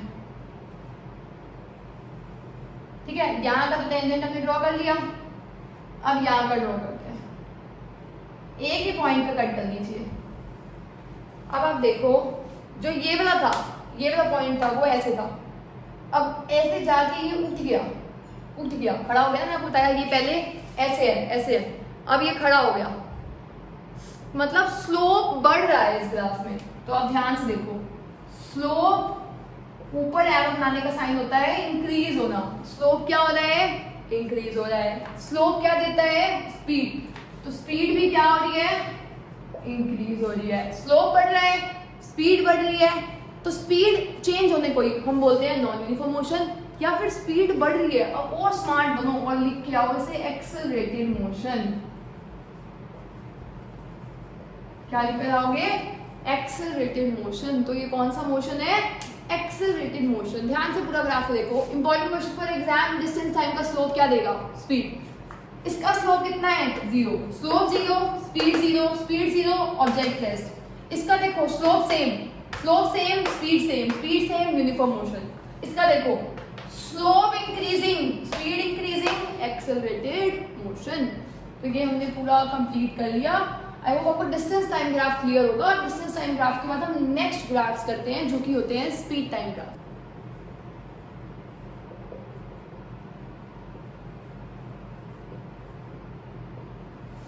अब हम करने वाले हैं स्पीड टाइम ग्राफ। तो देख लेते हैं स्पीड टाइम ग्राफ को।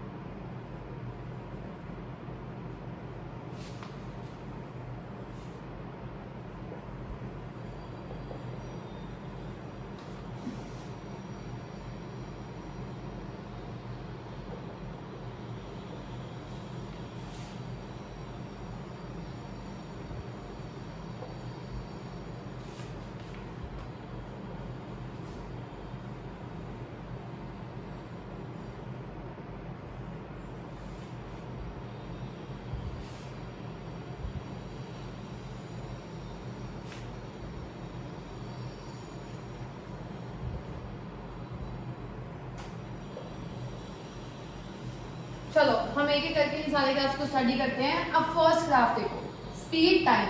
अब पहले मैंने आपको एक बात नहीं बताई थी जो इस ग्राफ से पहले आपके लिए इंपॉर्टेंट होनी चाहिए। मैंने आपको बताया था एक्सेलरेशन क्या होता है। एक्सेलरेशन होता है rate of change of velocity. मतलब अगर आपकी स्पीड चेंज हो रही है, और हमारे सिलेबस में ना मोस्टली मोशन ना स्ट्रेट लाइन ही चलेगा, मतलब डिस्टेंस और डिस्प्लेसमेंट इक्वल होंगे, मतलब स्पीड और वेलोसिटी इक्वल होगी, तो आप मान सकते हो। ठीक है, अब मैंने आपको बोला है एक्सेलरेशन होती है rate of change of velocity. Rate का मतलब होता है अपॉन टाइम। तो एक्सेलरेशन का फॉर्मूला आया चेंज इन वेलोसिटी। पहले मैं आपको ये समझा देती हूँ, फिर ये वाला ग्राफ करेंगे। तो एक्सेलरेशन का मतलब आया change in velocity upon time. अब इसके लिए मैंने आपको 2 मिनट पहले एक बात बताई थी, मैंने आपको कहा था आप रुकना, मैं आपको ये बात दोबारा समझाऊंगी। देखो 2 टाइप की स्पीड होती है। एक होती है इनिशियल स्पीड, या फिर अभी हम बोलेंगे इनिशियल वेलोसिटी। एक होती है फाइनल वेलोसिटी। जैसे आप मेरी बात सुनो, आपने घर से चलना स्टार्ट किया, आप पहले रुके हुए थे। जब आप रुके हुए थे तो आपकी स्पीड कितनी थी, 0। आप चले और 10 मिनट के बाद आपकी स्पीड हो गई 50। तो पहले स्पीड थी 0, 10 मिनट के बाद स्पीड हो गई 50। तो इनिशियल स्पीड, इनिशियल वेलोसिटी को हम रिप्रेजेंट करते हैं एक सिंबल से जो कि होता है u। याद रखना, स्पीड को ऐसे रिप्रेजेंट नहीं करते हो। फाइनल वेलोसिटी को रिप्रेजेंट करते हैं एक सिंबल से जो होता है v। जैसे आप अल्फाबेट में सोचो, अल्फाबेट्स में u v w x, u पहले आता है तो u पहले आएगा, मतलब u पहले की वेलोसिटी, v बाद में आता है मतलब v फाइनल की वेलोसिटी। अगर आपको कोई बोले आपकी पहले स्पीड 10 थी बाद में 50 हो गई तो u कितना है 10, v कितना है 50, u मतलब पहले वाली, v मतलब बाद वाली, ठीक है। तो चेंज इन वेलोसिटी कितना हुआ, पहले थी u बाद में हो गई v, तो चेंज हुआ v minus u upon T. तो ये फॉर्मूला बहुत इंपॉर्टेंट है जो आपको करना है, a equals to v minus u upon T.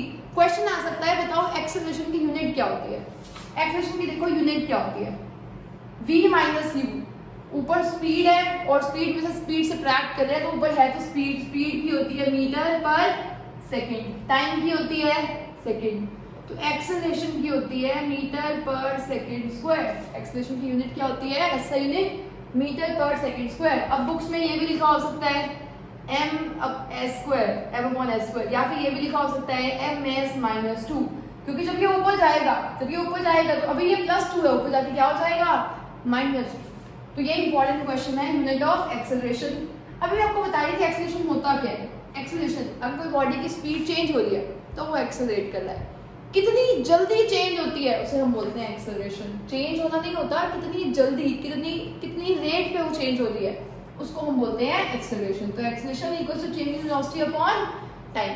तो ये फॉर्मूला आपको लर्न करना है, a equals to v minus u upon t, where a is the, a क्या होता है हमारा, a होता है acceleration, u is the initial velocity, v is the final velocity and t is the time. ठीक, अगर अब आपको यहाँ तक समझ आ चुका है तो आपको ये पता है कि एक्सेलरेशन होता है change in velocity upon time.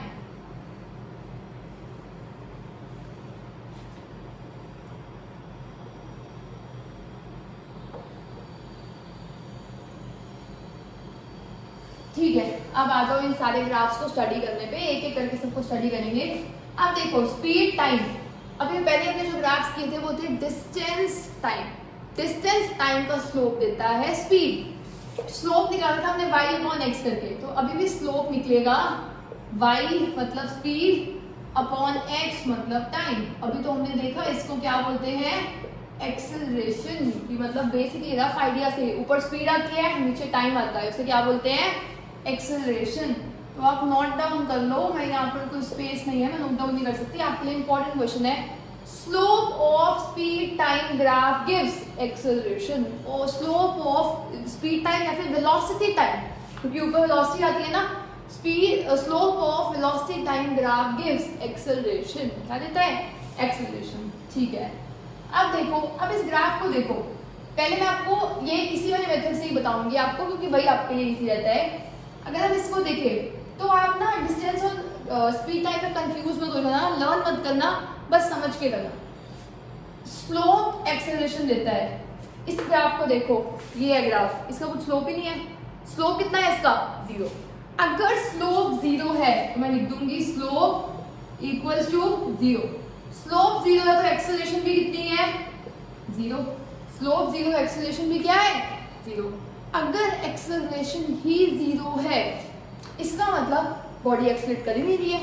Accelerate करने का मतलब होता है वेलोसिटी को चेंज करना, स्पीड को चेंज करना। अगर एक्सेलरेशन 0 है इसका मतलब ये नहीं है स्पीड 0 है, इसका मतलब है बॉडी की स्पीड, एक्सेलरेशन 0 है मतलब बॉडी की स्पीड चेंज ही नहीं हो रही है, मतलब बॉडी सेम स्पीड से मूव कर रही है।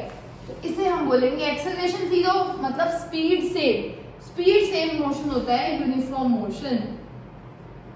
तो इस ग्राफ के बारे में अगर हमें कुछ लिखना हो तो हम क्या लिख के आएंगे, ये है यूनिफॉर्म मोशन। अब ग्राफ को देखो, एक टाइम पे जितनी स्पीड है उतने टाइम पे भी अगले टाइम पे भी उतनी स्पीड, फिर सेम स्पीड, फिर सेम स्पीड, मतलब मोशन कैसा है यूनिफॉर्म। अब इस ग्राफ को देखो, इस पॉइंट का टेंजेंट, इस पॉइंट का टेंजेंट, इस पॉइंट का टेंजेंट, सब पॉइंट का टेंजेंट क्या है सेम, मतलब स्लोप क्या है सेम।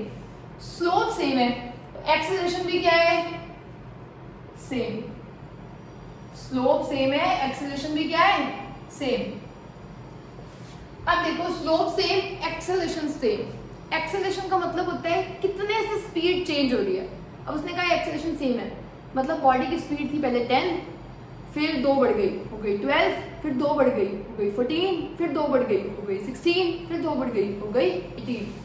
एक्सेलरेशन सेम है, मतलब एक्सेलरेशन तो हो रही है पर इक्वल अमाउंट्स में हो रही है, तो हम बोल सकते हैं कि एक्सेलरेशन कैसे हो रही है, uniform acceleration. Slope same, acceleration same. Acceleration का मतलब होता है कितने से स्पीड चेंज हो रही है, अब 2 से ही चेंज हो रही है, 2 से ही चेंज हो रही है तो यूनिफॉर्म एक्सेलरेशन। ये और ये ग्राफ बिल्कुल सेम है, बस आप इन दोनों ग्राफ में फर्क देखो। इसमें जब हम देखना शुरू कर रहे हैं तो 0 टाइम पे स्पीड भी 0 है, मतलब आपने एक्टिवा भी रोकी हुई थी तब मैंने आपको देखना स्टार्ट किया, आपने मेरे सामने ही स्टार्ट किया। इसमें जब मैंने आपको देखना स्टार्ट किया 0 टाइम पे, तब आपकी पहले से स्पीड थी, मतलब आप मेरे सामने से चलते हुए जा रहे थे, तो आप चलते हुए जा रहे थे, इसमें आप पहले रुके हुए थे फिर चलना शुरू किया। तो ये दोनों सेम ग्राफ है, बस इसमें पहले से ही उस ऑब्जेक्ट की कुछ इनिशियल वेलोसिटी है, तो इसे बोलते हैं u है। अब इसको देखो, ये है स्पीड, ये है टाइम। अब देखो यहाँ का पॉइंट का स्लोप निकलेगा ऐसे, स्लोप मतलब टेंजेंट, इस पॉइंट का स्लोप निकलेगा ऐसे। तो देखो स्लोप पहले ऐसे था, इधर हुआ तो स्लोप बढ़ गया, तो एक्सेलरेशन भी बढ़ गई, स्लोप बढ़ गया, एक्सेलरेशन भी बढ़ गई। आप इतना याद करो, इससे ज्यादा मत याद करो। अगर कहोगे तो मैं आपको इसका एक एग्जांपल दे दूंगी कमेंट बॉक्स में, पर अगर चाहिए हो तो बस इतना याद करो वरना कंफ्यूज हो जाओगे। इस वाले ग्राफ में देखो, ये था पहले टेंजेंट, अब ये हो गया टेंजेंट। देखो मतलब पहले स्लोप ऐसे था फिर ऐसे हो गया, मतलब स्लोप कम हो गया। तो लिखो ये है स्लोप डिक्रीजिंग, डिक्रीजिंग स्लोप, और एक्सेलरेशन भी क्या हो रही होगी, डिक्रीजिंग। इस ग्राफ को देखो, इस ग्राफ को ना देख के ही बता सकते हो। देखो स्पीड कम होती जा रही है, स्पीड तब कम होती है जब आप ब्रेक लगाते हो, मतलब जो ये मोशन है ये है रिटार्डिंग मोशन। और रिटार्डिंग मोशन का ना एक और नाम होता है, मैं आपको बताती हूँ। देखो एक्सेलरेशन है v minus u upon T. मान लो पहले स्पीड थी 10, फिर हो गई 50, 10 से 50 कम होगी, अपनी एक्सेलरेशन दी बड़ी बड़ी बड़ी, स्पीड कितनी हो गई 50। मान लो ये हुई 4 सेकेंड्स में, ठीक है। तो a इक्वल्स टू v कितना है 50, u कितना है 10, टाइम कितना है 4, 40 अपॉन 4, 10 मीटर पर सेकेंड स्क्वायर। कोई बात नहीं है, तो इजी था। अब आई होप आपको ये ग्राफ्स क्लियर है, मैं यहीं पे समझा देती हूँ। अब देखो अगर मान लो पहले स्पीड थी 50, अब हो गई 10, मतलब पहले आप 50 से चल रहे थे, आपने ब्रेक लगा दी, ऐसे ब्रेक लगा दी, जैसे ही ब्रेक लगाई स्पीड कम होते होते कहां तक पहुंच गई 10 तक। 10 तक पहुंची तो एक्सेलरेशन होगा v minus u upon T. v कितना है अब 10, u कितना है 50, कितनी देर में हुआ है ये 4 सेकेंड्स। -10 आंसर आ गया, -40 अपॉन 4, आंसर कितना आया -10। यहाँ कितना आया था +10। अब देखो ये स्पीड बढ़ रही थी, मतलब एक्सेलरेशन का एग्जाम्पल था, इसमें स्पीड कम हो रही है, मतलब रिटार्डिंग का एग्जाम्पल है। तो हमने देखा एक्सेलरेशन इसमें नेगेटिव है, तो रिटार्डेशन का एक और नाम होता है नेगेटिव एक्सेलरेशन। नेगेटिव एक्सेलरेशन जब भी आती है हम उसको एक टर्म से बोलते हैं जो कि होता है रिटार्डेशन। आई होप आपको यहाँ तक क्लियर हुआ होगा, और वीडियो को आप बार बार देख सकते हो जहां पर भी डाउट हो तो। इसमें देखो स्लोप देता है एक्सेलरेशन स्पीड टाइम ग्राफ का, स्लोप नहीं है, स्लोप 0, एक्सेलरेशन 0, एक्सेलरेशन 0 है, मतलब चेंज ही नहीं हो रही स्पीड, मतलब मोशन कैसा है यूनिफॉर्म। इधर देखो स्लोप सेम, एक्सेलरेशन सेम, मतलब इक्वल अमाउंट से स्पीड बढ़ रही है, 10, 12, 14, 16 इक्वल से बढ़ रही है। इसमें बस पहले स्पीड थी उसकी और कोई बात नहीं है, इसमें बस 0 से स्टार्ट हुआ है, 0, 2, 4, 6, 8 फिर से स्टार्ट हुआ है। उसमें मान लो स्टार्ट 10, 12 से हुआ है, बाकी सेम है दोनों एग्जांपल्स। अब देखो ये वाला ग्राफ आपको समझ आ गया होगा। इस वाले ग्राफ में उसमें स्लोप बढ़ रहा था, स्लोप बढ़ रहा था तो हम कह रहे थे एक्सेलरेशन बढ़ रही है, इसमें स्लोप कम हो रहा है, हम कह रहे हैं एक्सेलरेशन कम हो रही है। एक्सेलरेशन कम होने का मतलब होता है पहले स्पीड जितनी ज्यादा बढ़ रही थी अब उतनी ज्यादा नहीं बढ़ रही। जैसे देखो पहले होगी 10, फिर होगी पहले होगी 0 से 10, अब हुई 10 से 11, मतलब पहले 10 से बढ़ गई फिर 1 से बढ़ी, इसका मतलब एक्सेलरेशन कम हो रही है। एक्सेलरेशन कम का मतलब चेंज कम। इसमें क्या रहा होगा, पहले 0 से 1 हुई होगी, 1 से 11 हो गई होगी, मतलब पहले चेंज 1 था फिर चेंज 10 हो गया। मतलब इस वाले ग्राफ में जो यहाँ पर ड्रॉ हुआ था उसका ये वाला एग्जाम्पल है। और ये कैसा मोशन है, रिटार्डिंग मोशन। तो आई होप आपको यहाँ तक क्लियर हुआ होगा। अब हम इस चैप्टर में एक और टॉपिक करेंगे और जो कि सबसे इंपॉर्टेंट टॉपिक है। Next topic is equations of motion.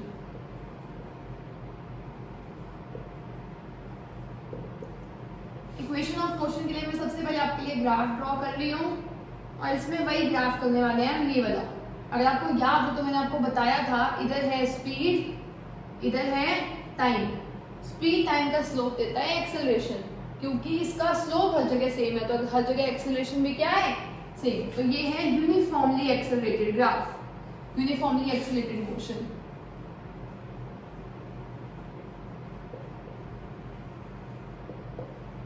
अब आप देखो इस ग्राफ को, ये ग्राफ 0 से स्टार्ट नहीं हो रहा, इसका मतलब इस ऑब्जेक्ट की पहले भी कोई स्पीड थी और पहले की स्पीड को हम बोलते हैं u। तो O से स्टार्ट हुआ, O है मेरा ओरिजिन, O से ऊपर गए, कितनी ऊपर तक गए, u तक। तो ये पूरा डिस्टेंस कितना हो गया, u।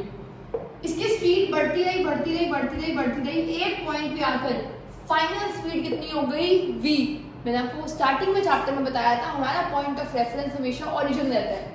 तो यहाँ पर इसकी जो वेलोसिटी v हुई वो कहाँ के रिस्पेक्ट में हुई होगी, ओरिजिन के रिस्पेक्ट में।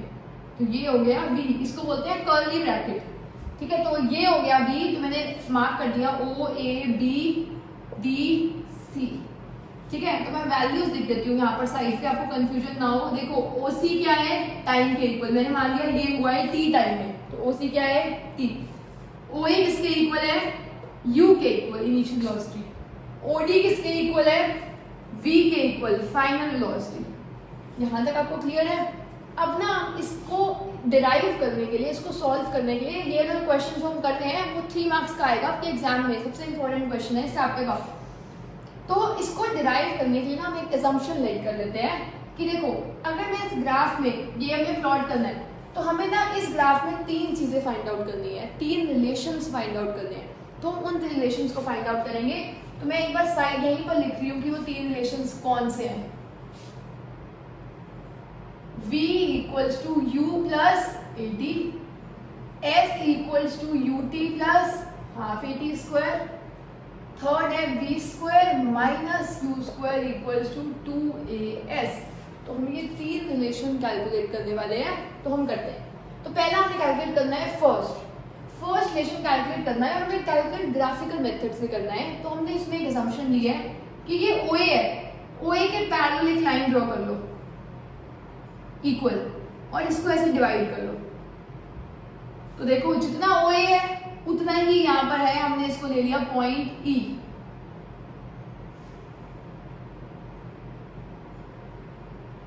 सेम टाइम लेना है, OC टाइम की बात कर रहे हैं क्योंकि मेरा ग्राफ यहीं तक जा रहा है, ठीक है। तो OC ये है टाइम, तो AE भी किसके इक्वल होगा, ये जितना है उतना ही ये है। आपको एक रेक्टेंगल दिख रहा है, रेक्टेंगल में OA इक्वल होगा EC के, OC इक्वल होगा AE के। तो OC कितना था हमारा T, तो AE भी कितना हो गया T। अब देखो OA इक्वल है U, तो EC भी किसके इक्वल हो गया, U के इक्वल। बस यहीं तक करना था। अब हम इसे ग्राफिकल मेथड से कैलकुलेट करेंगे। अभी मैंने आपको एक बात बताई थी कि जो स्लोप होता है स्पीड टाइम ग्राफ का, वो देता है एक्सेलरेशन। क्या देता है, एक्सेलरेशन। तो आपको अगर ये ग्राफ में आएगा एग्जाम में, तो आपको पूरा अटेम्प्ट करके आना है। Let us consider an object which has initial velocity u and it is accelerating and the final velocity is v in time t and it has uniform acceleration a। acceleration कितनी है इसकी, a in time t। so let us find out the 3 equation of motion। तो पहला find out करते हैं, slope calculate करना है। Slope कैसे कैलकुलेट करोगे, स्लोप मैंने आपको बताया था इक्वल होता है y axis upon x axis. तो हम स्लोप कैलकुलेट करते हैं। स्लोप कैलकुलेट करने के लिए देखो y एक्सिस पे क्या है, अगर हम इस वाले ग्राफ का इसका स्लोप निकाल सकते हैं ना, यही है हमारा मेन ग्राफ। तो ये तो हमने एक्स्ट्रा कैलकुलेशंस के लिए किया है। इस ग्राफ का स्लोप कैसे निकलेगा, स्लोप निकलता है कि y पे कितना है, y पे ये ग्राफ कितना है be अपॉन x में कितना है, तो स्लोप निकलेगा be अपॉन x में कितना है ae। पहले आपको बताओ यहाँ तक कोई डाउट है आपको, स्लोप निकलता है y अपॉन x। इस ग्राफ का स्लोप निकालना है ना हमें, तो इस ग्राफ का y तो यहीं तक है और इस ग्राफ का x यहीं तक है, तो BE अपॉन A। अब BE कैसे निकालोगे? अब एक बात बताओ, आपको ये पूरा पता है BC कितना है? BC कितना है? BC हमने यहाँ पर लिखा होगा, देखो BC और OD इक्वल है, तो BC भी लिख दो कि BC इक्वल है V के, ठीक है। अब देखो ये V है और इतना U है, तो BE को हम क्या लिख सकते हैं? क्या मैं BE को V माइनस U लिख सकती हूँ? और AE को क्या लिख सकते हैं? AE क्या है? टाइम के इक्वल्स टू आ गया A, तो V माइनस U इक्वल आ गया AT के इक्वल। या तो आप इसे ऐसे डायरेक्ट कर सकते हो या फिर आप इसे सिंपल ऐसे करो, ये है A के इक्वल, तो BE अपॉन AE किसके इक्वल है? टाइम के इक्वल टू A, तो BE की वैल्यू आ गई 80, ये लिख लिया। पर आपको पता है कि जो BE है, देखो जैसे मान लो ये मेरे पास पेन है, ठीक है, मेरे को पता है कि ये पूरा पेन की हाइट है 10 और मेरे को पता है कैप की हाइट है 2, तो इसकी हाइट कितनी होगी? 8। इस पूरे पेन की हाइट कितनी है? 10। कैप की कितनी है? 2, तो इसकी कितनी बच गई? 8। सेम यहाँ पर देखो, ये पूरा यहाँ तक ये पूरा V है, इतना U है, तो ये कितना बच गया? BE कितना बच गया? V minus U। ये कितना है? U। पूरा कितना है? V। तो ये पूरा V है, ये U है, ऊपर BE कितना बच गया? V minus U। अब लिख सकते हो V नो BE equals to V minus U। तो इक्वेशन प्रूव कर ली हमने फर्स्ट। स्पीड और टाइम का रिलेशन हमने कैलकुलेट कर लिया, तो V minus U equals to 80। तो आई होप आपको फर्स्ट इक्वेशन क्लियर हुई होगी। ये थी फर्स्ट इक्वेशन जो कि काफी इजी है। अब हम करेंगे सेकंड और थर्ड इक्वेशन। फर्स्ट जो इक्वेशन है उसको हम बोलते हैं VT equation, velocity time relation. Second वाले को बोलते हैं S का मतलब होता है डिस्टेंस। S का मतलब स्पीड यहाँ बिल्कुल नहीं होता, S का मतलब क्या होता है? डिस्टेंस। तो डिस्टेंस S और T का ग्राफ, जो ये वाला रिलेशन है, इस रिलेशन को हम बोलते हैं वेलोसिटी, क्योंकि वेलोसिटी है और एक्सेलेरेशन को हम काउंट नहीं करते, और S डिस्टेंस का रिलेशन। तो ये 3 फॉर्मूलेज हमें डिराइव करने आ सकते हैं एग्जाम में, कोई भी आ सकता है, या फिर सेकंड और थर्ड इंपॉर्टेंट है, फर्स्ट इतना इंपॉर्टेंट नहीं होता जो भी हमने डिस्कस किया था। तो हम सेकंड और थर्ड डिस्कस कर रहे हैं। अगर हम सेकंड और थर्ड की बात करें, हमें तो ये स्पीड टाइम ग्राफ दिया हुआ है, हमें तो एक्सेलरेशन तो निकालना फिर भी आता था स्लोप से। अब हम डिस्टेंस कैसे कैलकुलेट करेंगे? इसके लिए आपको एक बात अपने दिमाग में बिठा कर रखनी है, distance of speed time graph gives distance of जो एरिया है, area under speed time graph gives distance. पहले आप इस लाइन को अच्छे से लिख लो, तभी हम आगे डिस्कस करेंगे। इसका चाहे स्क्रीनशॉट ले लो, इसे अपनी नोटबुक में लिख लो, ये भी 1 मार्क के लिए इंपॉर्टेंट है। 3 इंपॉर्टेंट 1 मार्क के लिए क्वेश्चंस किए हमने। फर्स्ट था slope of distance time gives speed, distance upon time. Next था slope of speed time graph gives speed time acceleration. Next area under speed time graph gives, area के लिए ना multiplication करते हैं, स्लोप के लिए डिवीजन करते थे ना, एरिया के लिए मल्टीप्लिकेशन करते हैं, तो स्पीड इनटू टाइम क्या आएगा? डिस्टेंस। स्पीड इनटू टाइम क्या आएगा? डिस्टेंस। तो हम इसका रिलेशन कर रहे हैं, और ये स्पीड टाइम की बजाय आप वेलोसिटी टाइम ग्राफ पे लिख सकते हो, एक ही बात हो जाएगी, ठीक है। तो एरिया अंडर स्पीड टाइम, या फिर आप लिख सकते हो वेलोसिटी टाइम ग्राफ, और वेलोसिटी टाइम के लिए डिस्टेंस भी लिख सकते हो। मैंने आपको बताया था डिस्प्लेसमेंट भी लिख सकते हो, क्योंकि जो डिस्प्लेसमेंट और डिस्टेंस होते हैं, अगर आप स्ट्रेट लाइन में मूव कर रहे हो तो सेम है। तो वैसे अगर स्पीड टाइम का आए तो डिस्टेंस लिखना, वेलोसिटी टाइम का आए तो डिस्प्लेसमेंट लिखना, पर यहाँ पर क्योंकि मोशन स्ट्रेट लाइन होता है तो दोनों इक्वली होते हैं, ठीक है। अभी हमें पता चल गया कि अगर हमें एरिया कैलकुलेट करना हो तो एरिया कैलकुलेट करने से हमारा निकलेगा डिस्टेंस। तो कर लेते हैं एरिया कैलकुलेट। एक बात बताओ, हमें इस ग्राफ के अंदर का एरिया कैलकुलेट करना है, मतलब ये पूरा एरिया कैलकुलेट करना है। इस एरिया के लिए थोड़ा सा दिमाग में सोचो, बिल्कुल हल्का सा। क्या तुम्हें दिख रहा है कि ये दो, एक ट्राइंगल बन रहा है और एक रेक्टेंगल बन रहा है? ये है ट्राइंगल, ये है रेक्टेंगल, बिल्कुल दिख रहा है। तो distance is equal to area, ये तुमने लिख लिया। Distance is equal to area of triangle. तो अगर हम ट्राइंगल का एरिया देखें और रेक्टेंगल का एरिया देखें, तो पहले रेक्टेंगल लिख लेते हैं।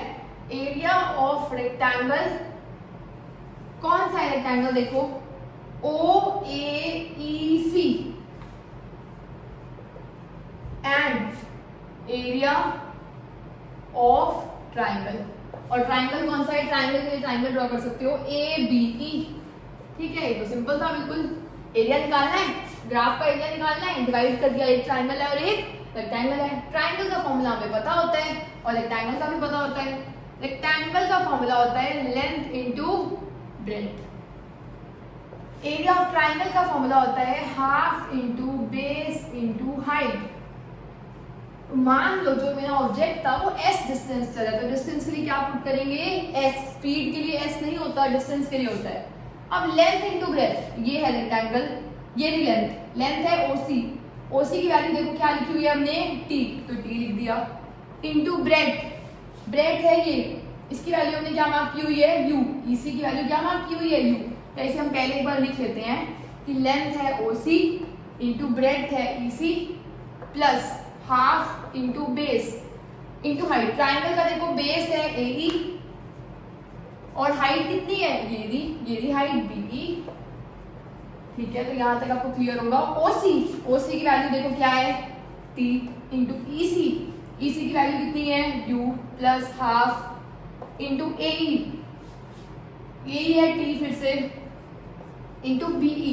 आपको अगर पहले वाले क्वेश्चन याद हो तो उसमें हमने BE निकाला था, B, ये पूरा V है, इतना U है, तो ये कितना आ गया, V माइनस U। पुट कर दो V माइनस U, तो वैल्यू आई U इंटू T, UT। इधर है S plus half T into V minus U। आपने अभी पहली इक्वेशन डिराइव की थी, V minus U, V equals to U plus AT। तो v माइनस यू क्या आ गया, आपके फर्स्ट इक्वेशन के अकॉर्डिंग v माइनस यू आ गया 80 के इक्वल। यहाँ पे पुट कर दिया 80। अब देखो s equals to ut plus half a into t square. तो ये आपका आ गया प्रूफ, जो डिस्प्लेसमेंट या फिर डिस्टेंस और टाइम का रिलेशन है, f equals to ut plus half a t square. तो ये इक्वेशन आपके लिए बहुत इंपॉर्टेंट है और आप 2 बार ट्राई करो, आपके लिए इजी हो जाएगा। क्या है, रेक्टेंगल लेना था, ट्राइंगल लेना था, पुट किया, इसके बाद बस v माइनस यू को चेंज कर दिया 80 की फॉर्म में और हमारा सेकंड प्रूफ हो गया। तो इसका आप स्क्रीनशॉट ले लेना, अच्छे से लिखना अपनी नोटबुक में, एनसीईआरटी में भी ये गिवन है बुक में। अब हम थर्ड करते हैं।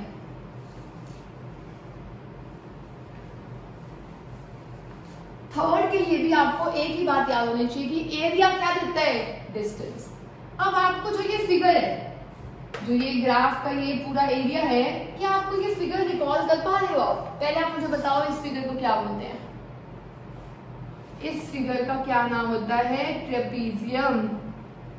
ट्रेपीजियम का मतलब क्या होता है, जब 2 पैरेलल साइड्स हो, मतलब एक पेयर हो पैरेलल साइड्स का और एक पेयर हो नॉन पैरेलल साइड्स का। ये है पैरेलल का मतलब है उनके बीच में डिस्टेंस सेम रहेगा। तो ये दोनों है पैरेलल, क्या ये दोनों पैरेलल है? नहीं है, इनका तो डिस्टेंस चेंज होता जा रहा है, पहले दूर है अब पास आ रही है, तो ये पैरेलल, ये और ये पैरेलल नहीं है। तो ये क्या है, एक ट्रेपीजियम का एग्जांपल। अब यहाँ पर देखो, जो OA है वो पैरेलल है यहाँ पर इसके, जो OA है वो पैरेलल है BC के, तो OA पैरेलल है BC के।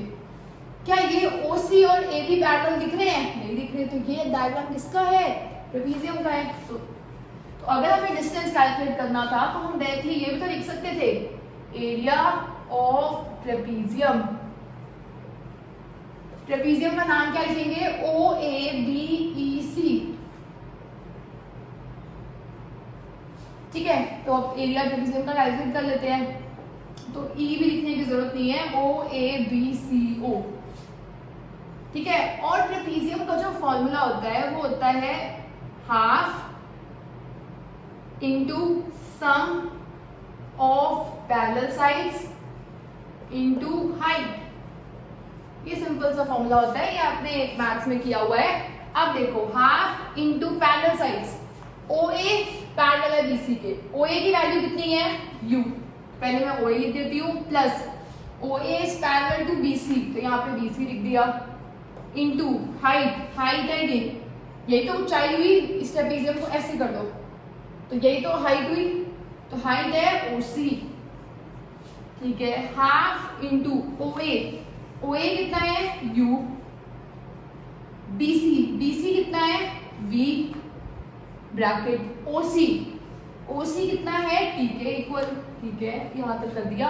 हमें रिलेशन निकालना था वेलोसिटी और डिस्प्लेसमेंट के बीच में, तो वेलोसिटी तो चाहिए पर हमें टाइम तो नहीं चाहिए, तो टाइम को रिप्लेस कर देते हैं, v माइनस यू AT के इक्वल है, तो टाइम की वैल्यू आ गई v minus u upon A, तो हाफ u प्लस v, या इसे v प्लस यू भी लिख सकते हो, टाइम को रिप्लेस कर दिया v minus u upon A से, तो देखो v plus u, v minus u, इसको लिखो, और ये चल रहा है डिस्टेंस s, तो s equals to a plus b, a minus b, a square minus b square upon 2a, 2a अगर इधर जाके मल्टीप्लाई हो गया तो ये बन जाएगा 2as, 2as equals to v square minus u square, ये आ गया हमारा final answer, v square minus u square equals to 2as। ये तीन इक्वेशंस हमारे लिए इसलिए इंपॉर्टेंट है क्योंकि हम इन तीन इक्वेशंस को यूज करके मोशन चैप्टर का कोई भी न्यूमेरिकल सॉल्व कर सकते हैं।